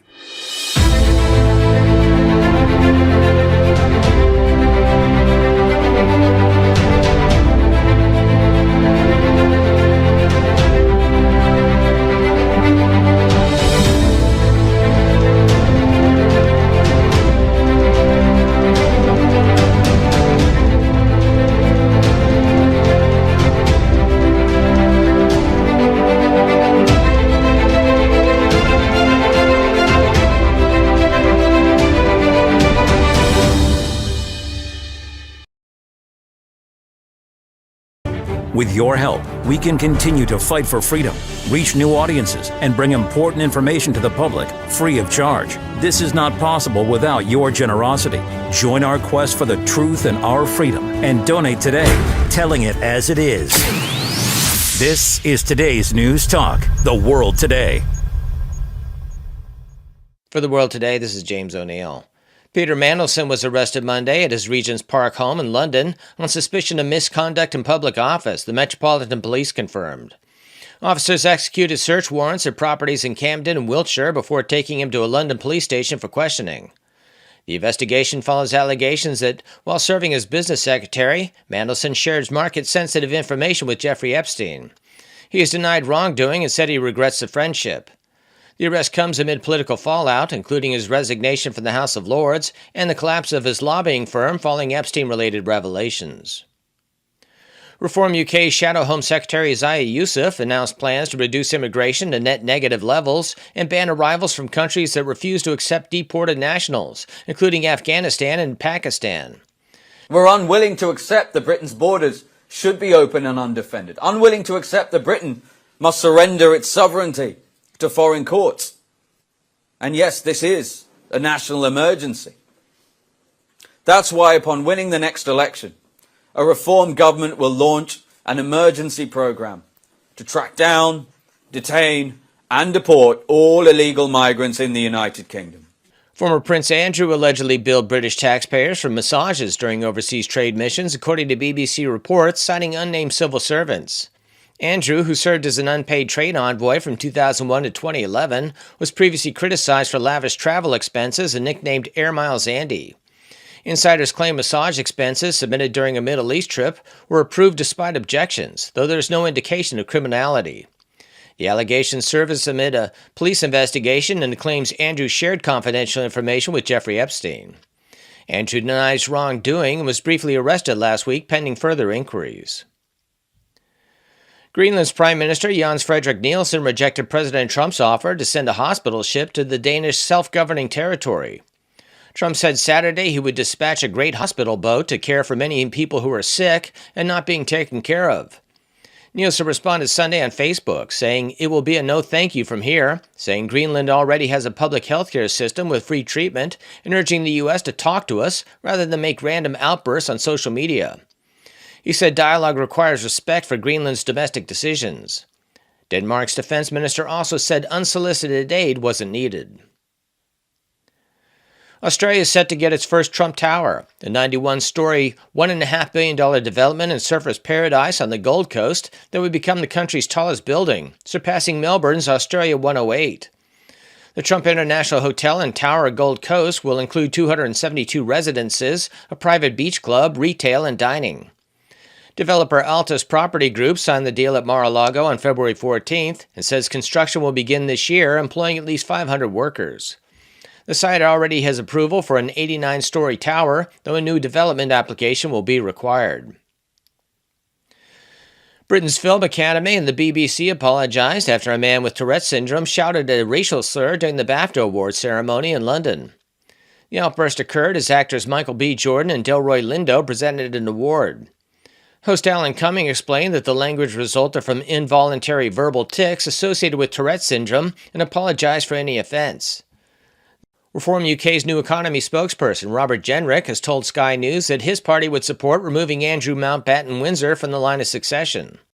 And Andrew has disgraced the royal family and he's disgraced our country in the process. And whatever happens, whether he's ultimately prosecuted or not, he should now just go off, lead a private life, and allow the King and the rest of the royal family to continue doing the good job that they do for us. This has been James O'Neill for The World Today.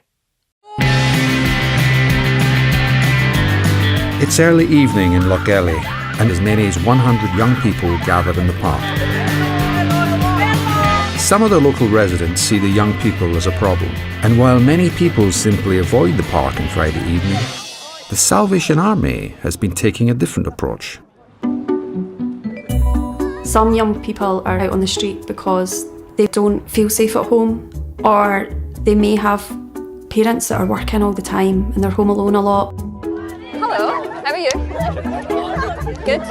We see so many young people in crisis. We see so many young people turn into alcohol and drugs, and it's because there's not enough support. We come and shower today for something to do with our friends.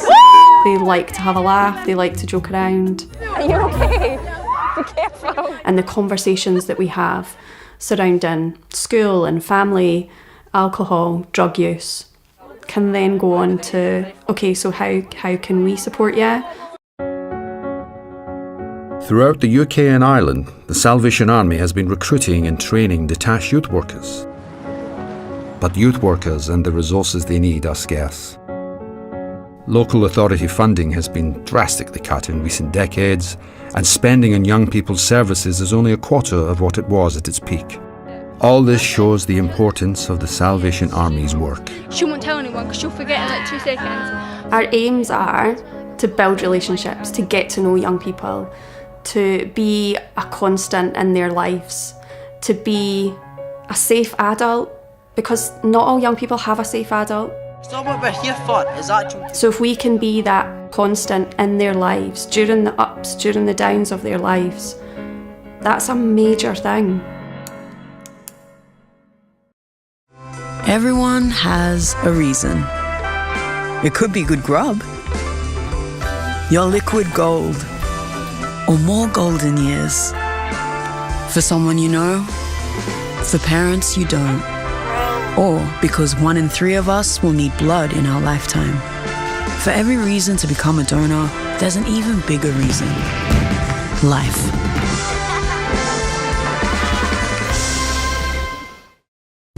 With your help, we can continue to fight for freedom, reach new audiences, and bring important information to the public free of charge. This is not possible without your generosity.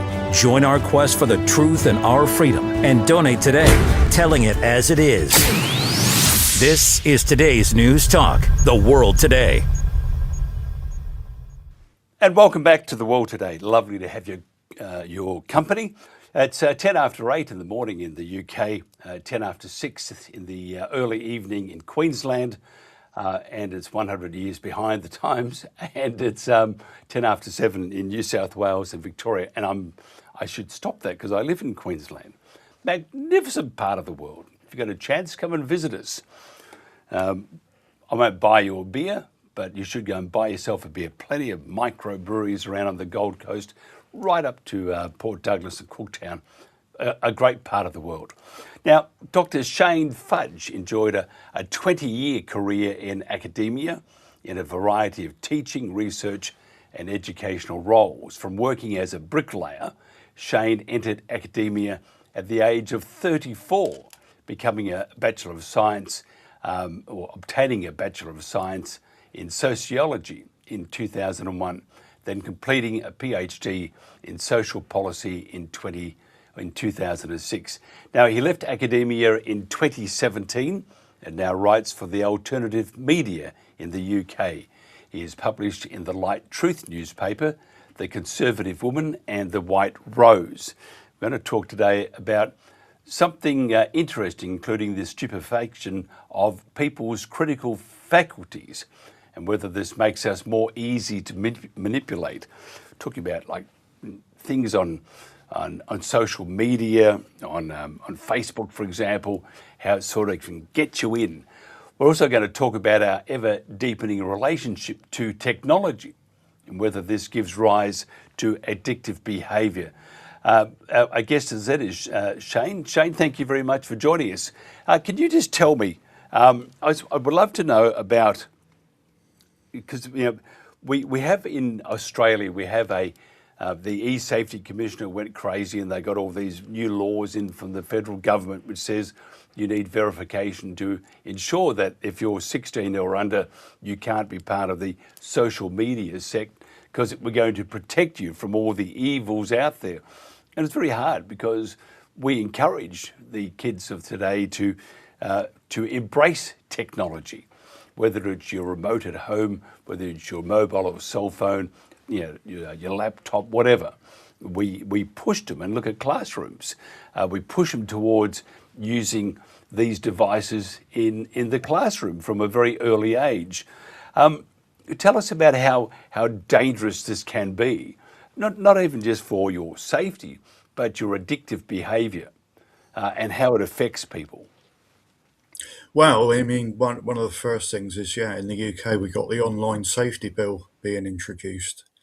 So, for as far as I can see, it's a kind of backdoor way of getting the digital ID across, because very soon you're going to be able to verify yourself when you go onto your email, onto Facebook, onto your other electronic appliances. So, firstly, that's the first way. And the second thing, of course, is that we're so interconnected and in mesh with technology now that it's going to make things very difficult. You know, how many people use their computers at work now, use it for their own businesses and things. So the pervasiveness of technology in the world now has now made it very easy for them to kind of introduce things like digital ID through the back door. Yeah, it's very interesting because, I mean, our whole society, the whole world, has been gearing up for the last 20 years of doing exactly that. You know, your mobile phone, your laptop, desktops, whatever. You're even at home with the television.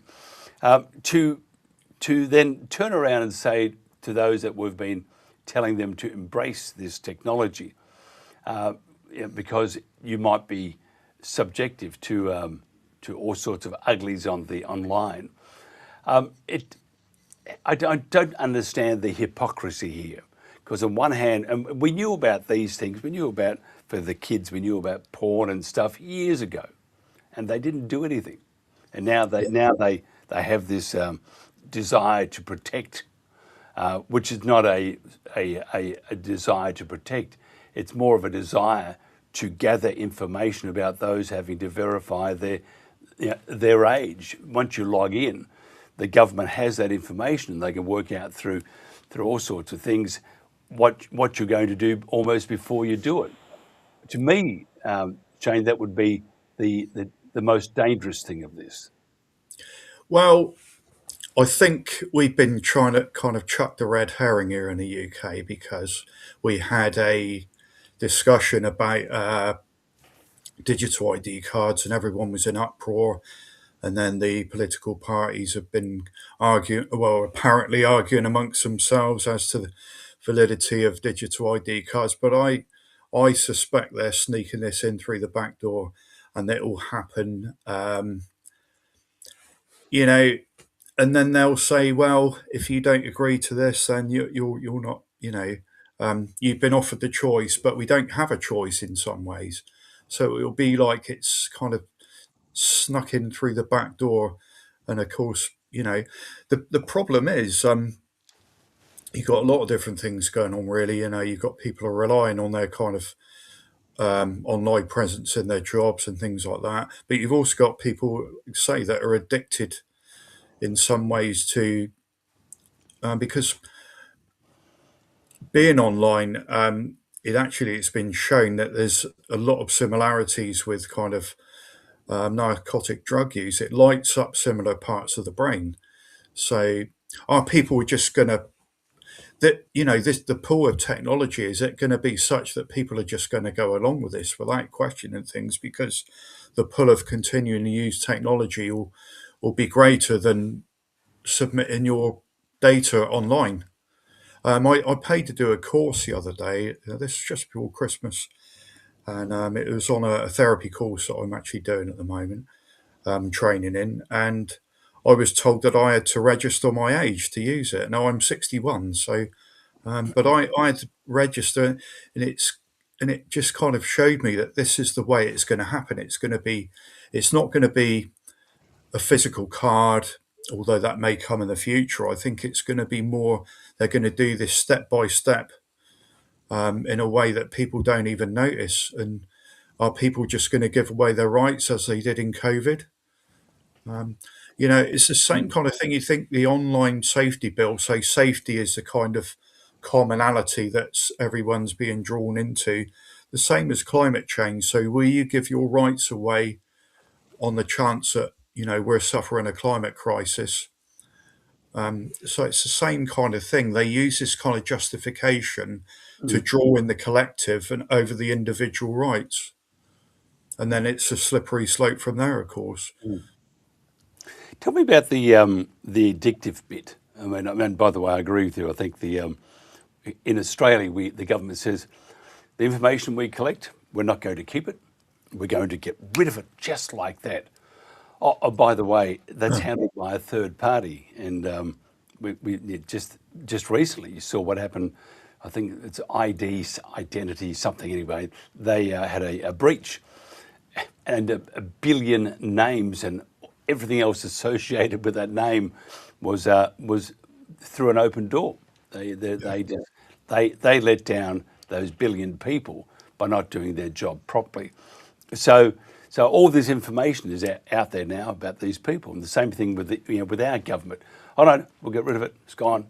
No, it's not gone. I mean, they're not going to throw it away. And the same thing with your government.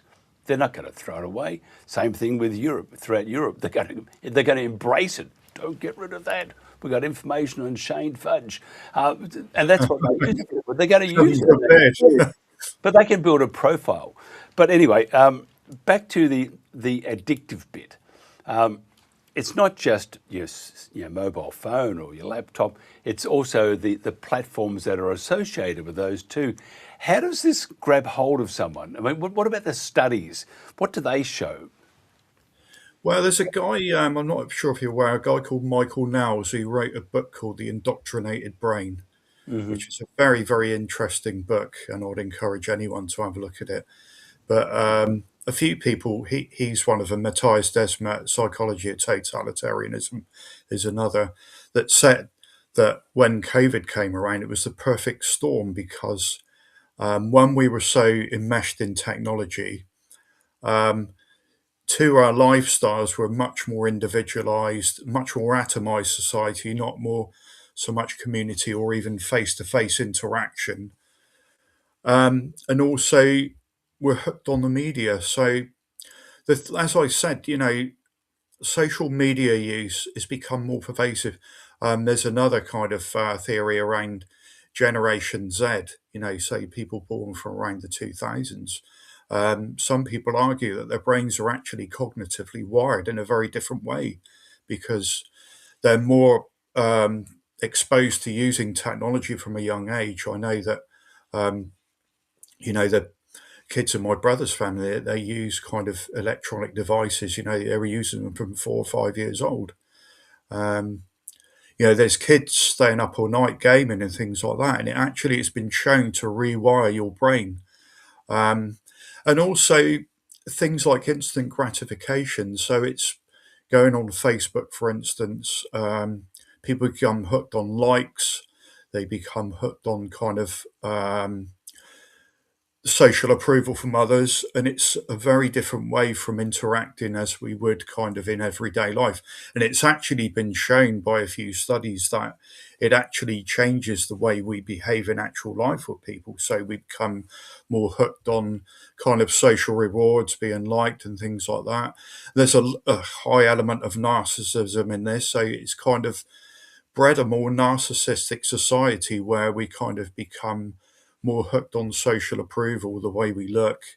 And that's also kind of bred into, you think about when COVID came in, that introduced a lot of new social norms around kind of the way we behave. So that kind of almost fed into that. So people were more likely to go along with, the recommendations that were made them rather than challenge things. It's encouraged a very kind of a society that's not based on critical thinkers. You're more likely to go along with what you read on Facebook, what you read on Twitter, rather than going away and doing your own research on something. So, 2020 was almost a perfect storm. It's almost like they knew that the kind of things they were going to launch at us we're already primed to kind of go halfway towards that, if you see what I mean. I'm just wondering, because we often, my wife and I will be observing that the young folk, the younger folk in that, who are born, say, around the turn of the century. So that, I think you call it Generation Z or Z. Yeah. They seem to be a lot more compliant with what government requires them to do. Less arcing up, less, like in your day and my day, nothing like a bit of a protest just to shake up the local constabulary, or head down to the pub for a few beers and sneak home having a few too many drinks. And nowadays, it's not what we used to do. And I'm not saying what we used to do was right, but the way they're wired up, it's less protest, do as we're told, live unobtrusive, not happy. Do you find that yourself? I mean, with the generation of our age, because I'm 23. Hang on, I'm not 23. I'm much older than that. But how I act, I feel like I have all this energy and I can do 1,000 things and blah blah blah blah. And I want to do 1,000 things, and I want to tell government that they're wrong, and I want to stand up for what I believe in. It doesn't apply a whole lot these days, and that's just my observation. Generally, the populists, they just, especially the 20, 22 to 25-year-olds, they're different than you and I were. Yeah, I would say in general. And also, I mean, if you think about the way that when 2020 came around, that much more censorship was coming in. So if you're on devices all the time, you're only going to get one message.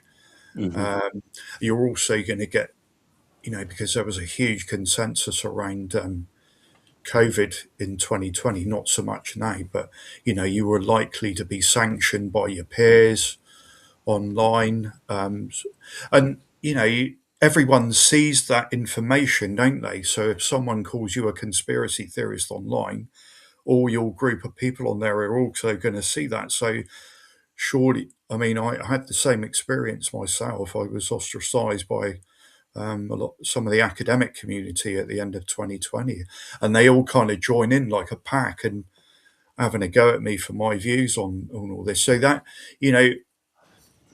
we're wired to kind of avoid pain wherever possible. So, if you're kind of, your interaction is electronically and online, you're more likely to kind of go towards the groupthink that's going on, which Facebook and other social platforms were encouraging at the time. I mean, Zuckerberg actually said that they were being told to cancel people. He has actually admitted this. So, if you're going online and you're not going out, you're in a virtual world that's being created by these tech bros, really, and the censorship, that they were told to conform to, and the kind of, to censor people that were speaking out against this. So you're only getting one message as well, and also you're in lockdown. So a lot of us were in lockdown at the time for 9 months on and off. So if your only way of communicating through the world is through your computer, then you're going to be getting specific messages. You're going to be engineered in a certain unless you can think outside the box and you're brave enough or aware enough to kind of see what's going on. I mean, that's a big thing. I think self-awareness is, pervasive use of technology. It's been shown to decrease your kind of self-awareness. You're kind of being engineered to think in a certain way, I would say. And also to kind of exist in certain states. Say the media is full of fear and things like that. So there's a thing called fight, flight, freeze, and fawn, which are kind of states of anxiety. So I would suggest that media today is very much geared to getting people to operate in those states, and then it's easier for governments to control how they are, because people are less likely to think critically when they're in those states. The fear of misinformation, I mean, we used to call it, in our days, a difference of opinion, and now they call it misinformation or disinformation. Do you think that goes back to the and there's been studies that show that critical thinking is it diminishes, it has been diminishing. So therefore, if you have this other opinion or backed up evidence, the government does not want you at all to sprout that. It would be much easier for those that their whole brain is now wired up differently to accept what an authority such as a government is saying is correct. But why the fear? Why this massive, and it's not just in the UK, it's everywhere, even in the US and throughout, look at Europe, it's a basket case. Why the fear for misinformation and disinformation? Surely it's just a tool to help you come to the correct decision. Well, like I said, it's much easier to keep people in control when they're in a state of fear. And I'll say this was a kind of perfect storm happening in 2020. And this is a kind of spiritual war, really. This is not a physical war. This is a spiritual war and a psychological war. And they've been honing this over a long, long time.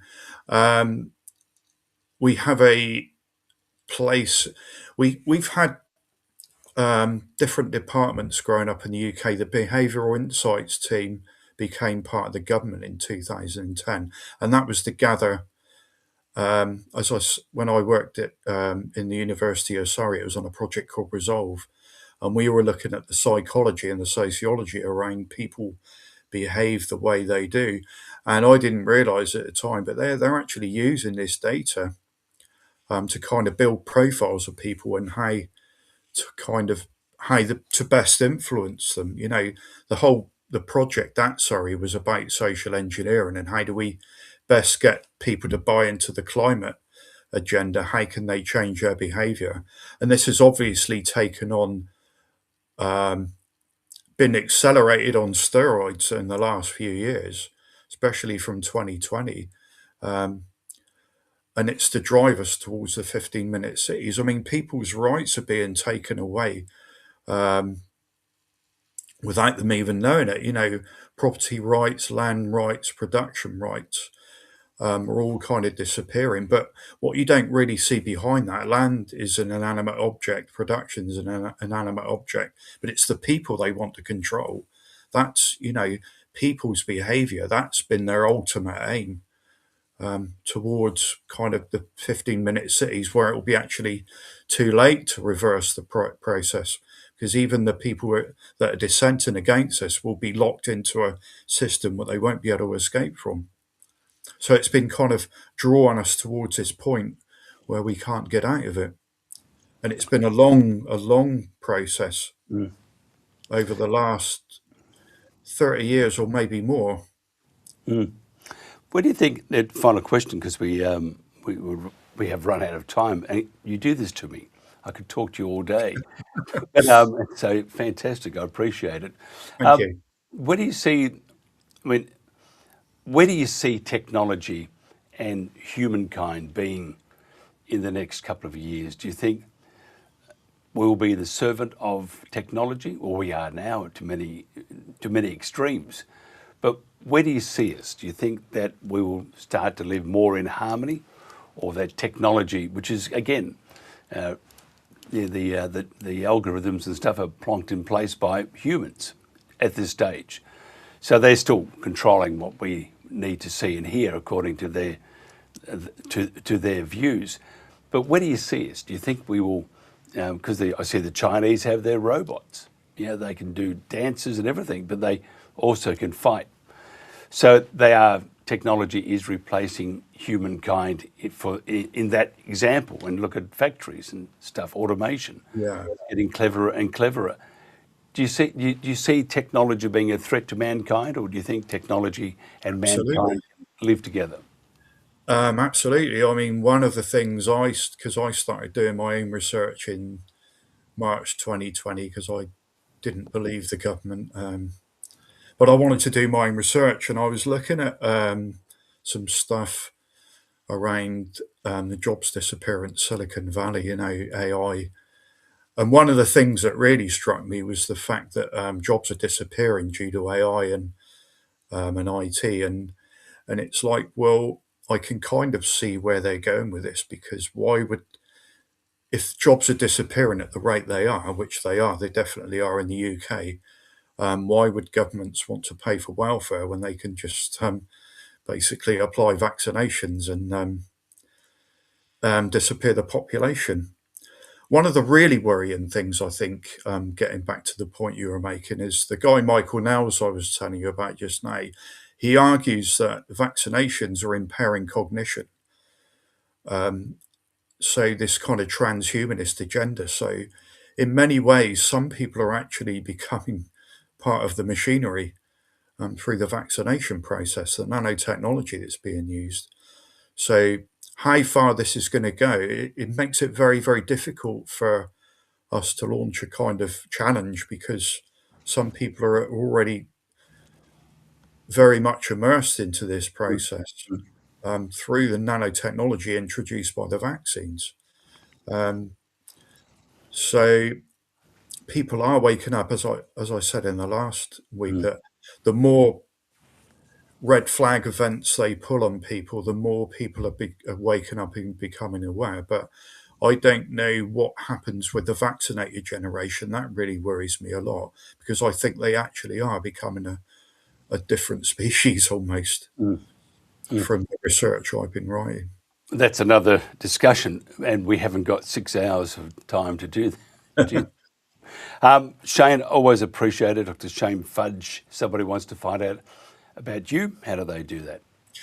I haven't really got my own kind of stuff set up at the moment, but you can contact me through the editor of The Conservative Woman or through the editor of The Light. I'm sure they'd be happy to pass my information on. And also, I'm a part of a Truth University that's being set up, so you can contact those as well. I do a Substack on there. So info@Truth University. Fantastic. A great conversation. You scared the crap out of me. It scares the crap out of me. Dr. Shane Fudge, have a lovely day. By the way, is it raining where you are at the moment? It's actually okay, but it's been raining for the last 5 weeks here. It's been horrific. Floods and we've had some rain too. Must be the same. Really bad. 5 weeks we've had. Yeah, it's terrible rain. It's but we have 28 or 29 degrees, and this lovely suit I'm wearing below that, it's shorts and flip flops. Great. Look, Jane, thank you very much. Thanks very much. This is The World Today. What is Australia's deadliest predator? The one that hits with more than 30 Gs of force, strikes in under a second, leaves catastrophic injury in its wake. You won't hear it, you won't see it, not until it's too late. Australia's deadliest predator isn't found in the wild. It's on our roads. Speeding is the killer.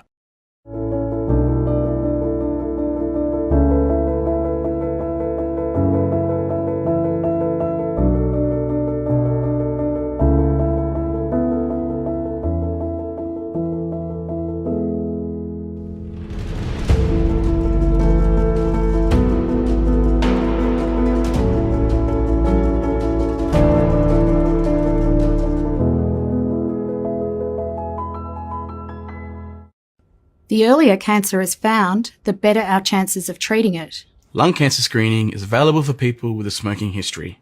To find out if you're eligible for a free scan, see a doctor or a health professional. It could save your life. I want to be the best dad that I can be.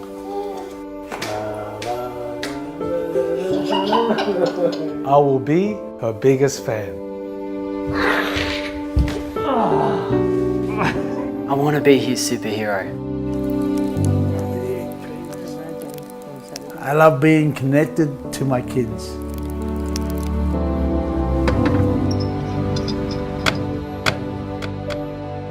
She means the world to me. It's going to be so much fun. I love being his dad and his best mate.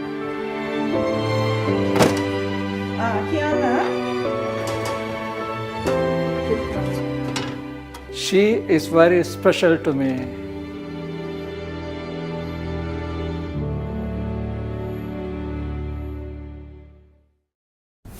With the latest information and analysis of major events from around the world, this is today's News Talk, The World Today.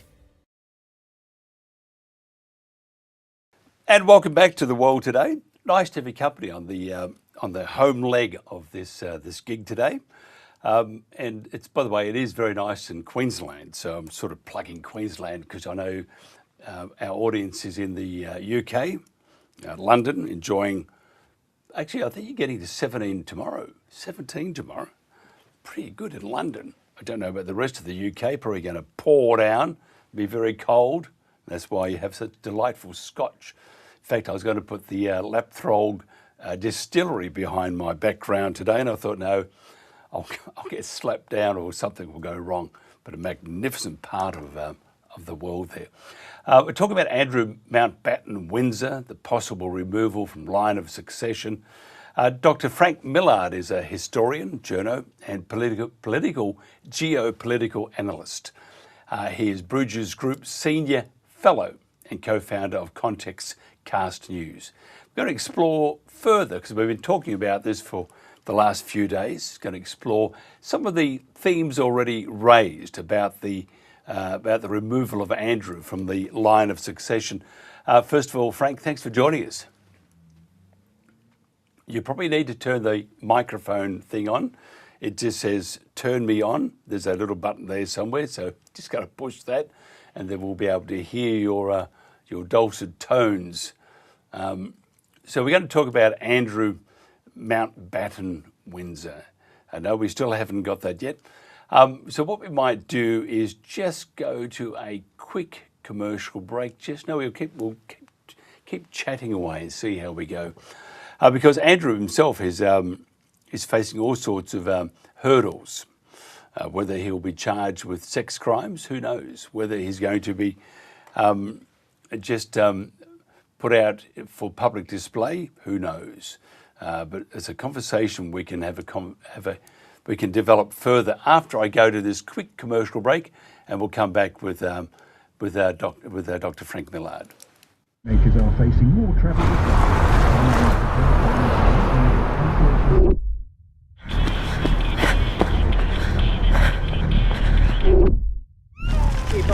When we're on the go, it's easy to go into our own world.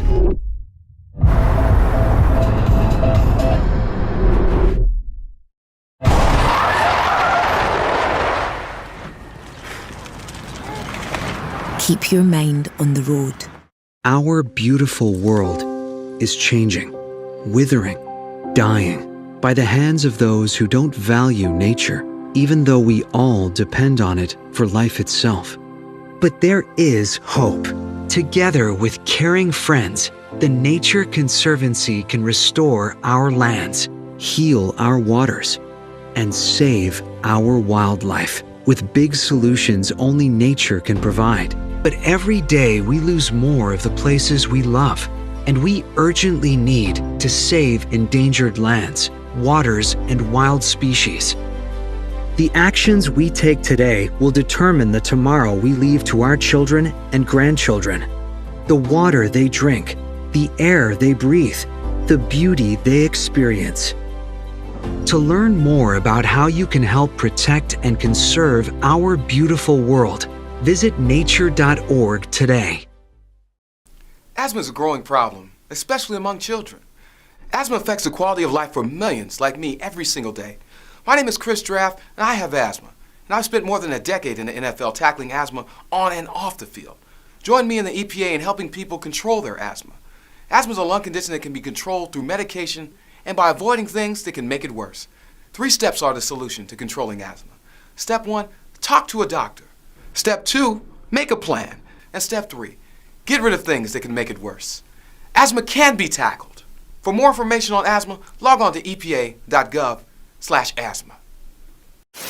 We're today's News Talk, The World Today. And we're back. Dr. Frank Millard is my guest. I think we have audio fixed up. Thank you very much, Frank, for joining us. Tell us your thoughts on. Tell us your thoughts on. I want to ask you. They often talk about the British culture being it's just disappearing. Do you miss the days of the beheadings? Because that would be a beheading. The odd beheading. I mean, yes. It would make Andrew a little more nervous, wouldn't it? Well, could do, but I think the statute of treasons is pretty explicit. I mean, sort of how I mean, he's not really sort of been doing anything necessarily. I mean, sort of he's only subject to allegations at the moment, and he hasn't been charged with anything. He's Mandelson today was Peter Mandelson was last night was arrested and but released on bail. But I mean, Andrew hasn't even been released on bail. He's been released without conditions. On pending investigations. Essentially, the treason has to be against the king. So even then, he'd be sort of in prison somewhere, sort of pending investigations as well. Mm. There seems to be some enthusiasm removing Andrew from the line of succession. What's your thoughts on that? Do you think, because even Anthony Albanese, our pretend Prime Minister here, has promised to remove the disgraced Andrew Mountbatten Windsor, as he says, and he would task our Governor General Sam Mostyn, who has declared the King's brother's downfall was proof nobody was above the law. So there's enthusiasm surrounding the entire monarchy and stuff like that they want to replace Andrew. But is that being realistic? Can they get rid of him as the I think number 8 in line of? Well, I mean, such a thing could only be done by Act of Parliament, and that's been mooted. But the problem there is that in doing so, it's never really been done in a sense of being enforced. Generally speaking, because of the 1701 Act of Settlement, I mean, the people were removed from the succession because they became Catholic or they married a Catholic, which was amended in 2013 by the Succession to Crown Act. So that's been essentially voluntary in the sense that it's a choice whether to become a Catholic or not.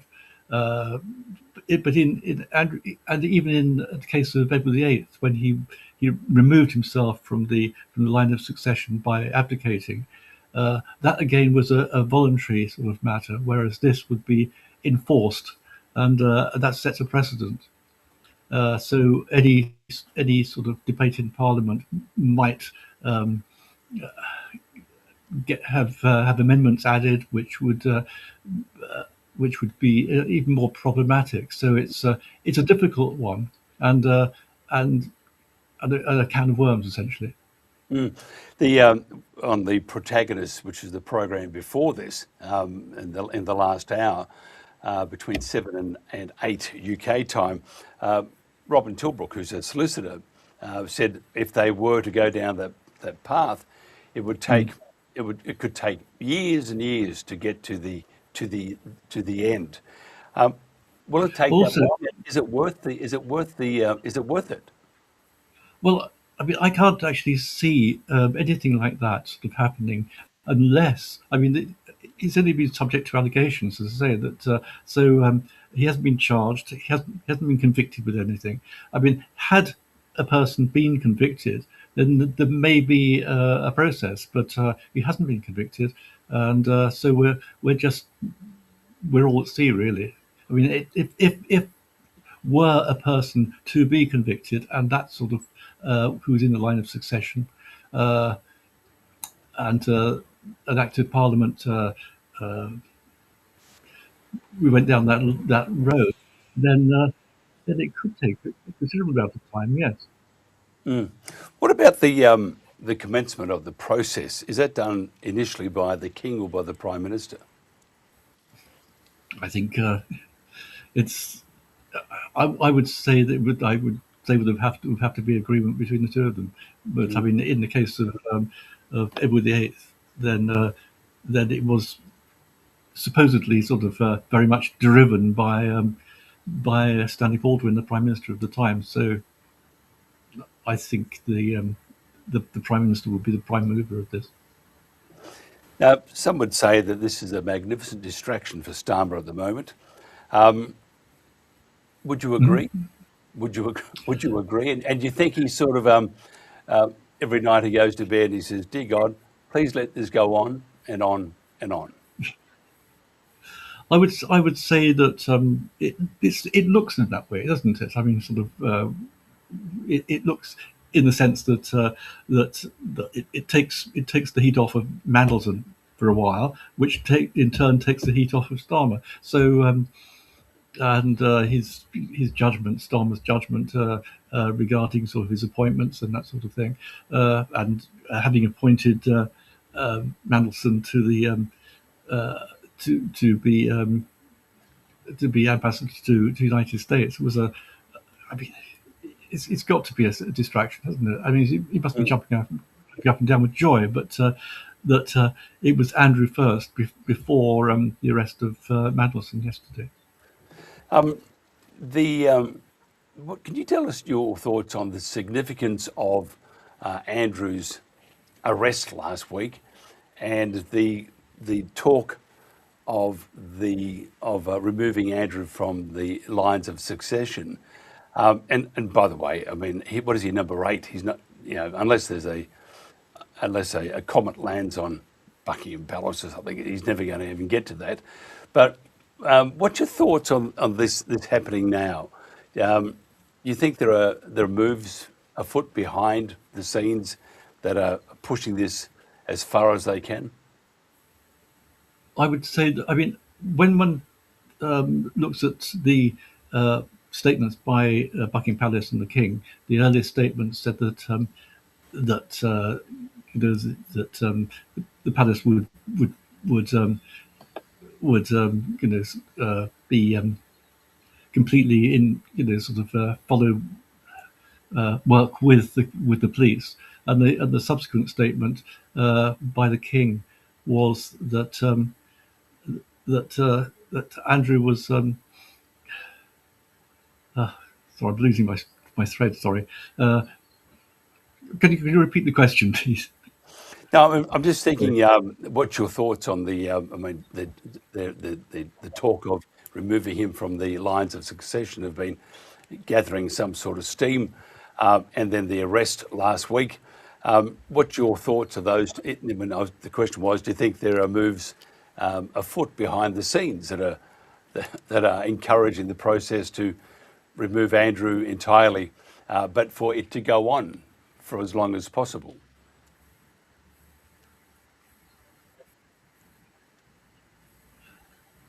Yes, I mean the King seems to be working closely with the government of the day and the security service and what have you.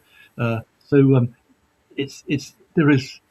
I don't think there's anything obstructing that sort of direction, although it's, as I say, it has dangerous precedent. He's got a lot to obviously sort of, we're still in the position of we actually have, there's no. Yep, you've disappeared just like that. We're talking with Dr. Frank Millard when he comes back to us. Here he's back in again, so I can bring you back, Frank. We're just talking. You were talking about the obvious distractions.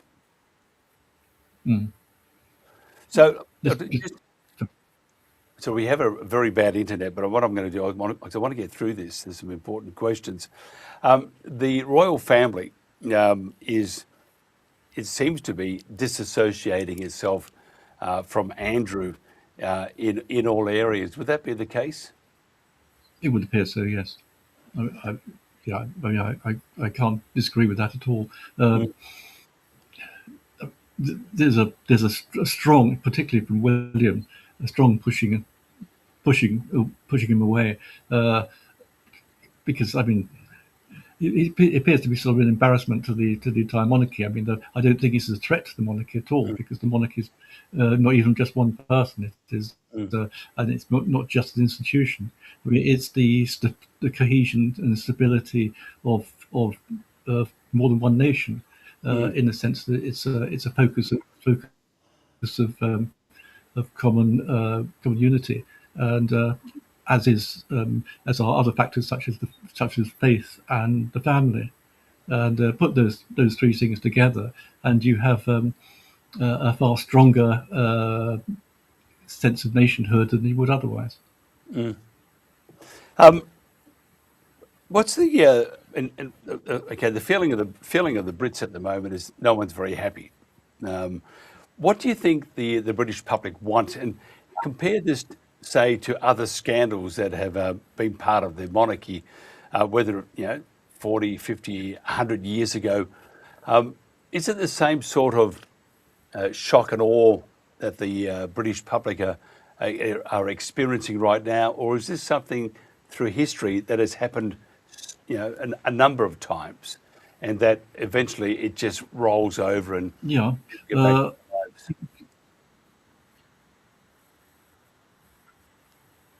Yeah, I think probably the abdication crisis. I mean, of Edward VIII was probably far more sort of dangerous to the monarchy at that time, and luckily we got George VI, who was a magnificent king, and then our late Queen. So these things do roll over, and I think it's important that they do. Because Andrew is not the whole point of a member of the royal family, if they're a working member of the royal family, is not privilege. It is honour, duty, and service, and it's service which counts. So it's important that these are sort of central, and if anyone departs from those three, particularly duty and service, then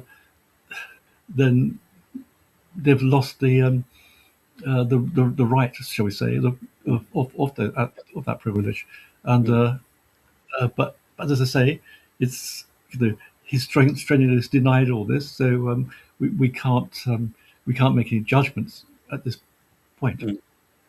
What do you think the royal family should do at the moment? Should they be more upfront, or just continue on in the tradition? What's your views?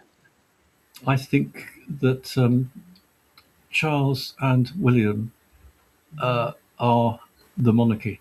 He's the king and the heir, and then George. Those are the most important people in the royal family. The royal family was a concept really almost invented by sort of in the last sort of 100 or so years. So of this extended working family, and the idea of the family sort of representing the family unit within the country, and obviously sort of some of the members haven't been so good at portraying themselves as good family members, shall we say. What do you think the rest of the world thinks? I mean, how would you? I mean, I try to explain cricket to Americans, and it's something like you play 5 days, and then there's no result, and they go, "What?" How would you? And I'm not too sure which is more daft, that description or what's happening now. How do you explain this to the rest of the world? Very difficult, isn't it? I mean, if one has a monarchy and understands the concept of monarchy, well, it's not that difficult to understand. But if one's in it, such as the British public and then presumably the Australian public, then it almost rocks the whole of the nation, the whole of society, because what is a nation or society without its unifying factors, and monarchy is one of its central unifying factors. In a republic doesn't have this. If I go back slightly, if a country sort of departs from monarchy, I mean, sort of when the English did in the Civil War with Cromwell, they got rid of their king and got the military dictator Cromwell. The French got rid of their king and got the Emperor Napoleon. The Russians got rid of their Tsar and got the Red Tsar Stalin. I mean, sort of who murdered millions. You're full of cheer. I'm just thinking so we are coming to the end, but where do you see this whole thing moving on to? They are focusing a lot on Andrew and Mandelson, of course, for divulging secrets. However, the elephant in the room is, of course, the alleged sexual impropriety and the terrible things they did to children. Do you think do you think it'll ever get to the stage where Andrew and Mandelson will be charged with doing abhorrent things to kiddies and young people, or will they just leave it at the state secret sort of stuff? Well, he's released information to Epstein, who released it to Mossad, and not the Russians. So do you think the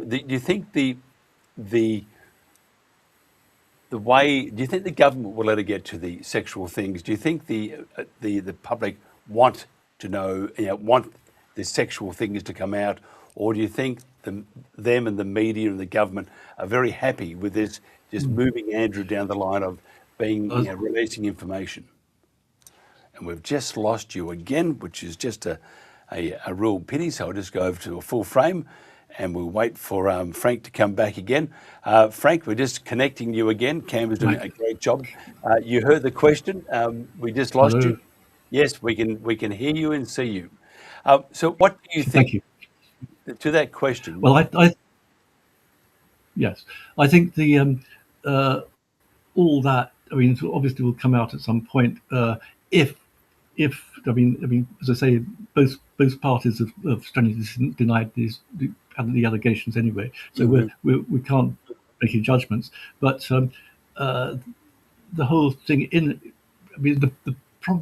the interesting thing is that the people who have been essentially sort of have been the focus of the world's attention have all been British, apart from Epstein himself. I mean, there were far more people involved with Epstein than just Andrew, British, Ghislaine Maxwell, British, obviously sort of heavily sort of implicated and convicted, and Mandelson. I mean, all British. I mean, sort of, where are the Americans? Where are the other people from anywhere in the world? It looks like it's a huge distraction from what may eventually happen. But we continue on with the stiff upper lip, as they would say. Frank, who knows what's going to happen? It's the Americans have Disneyland and Disney World. You have the monarchy. Actually, we have the monarchy too, so I can't be too cruel. If somebody wants to find out more about Dr. Frank Millard, how do they do that? Oh, well, I mean, I'm through Context Magazine and Context Cast News, also through the British Group and some of the other ways. Thank you. Thank you so much for your time, and I apologise for the connection problems, but we got there. Dr. Frank Millard here on The World Today. That's it for this show. I'll catch you same time, same phone box tomorrow. Have a good one. Drive carefully if you're heading off to work. If you're driving home, drive carefully, and have a great, safe day, because you all deserve it. Thank you very much.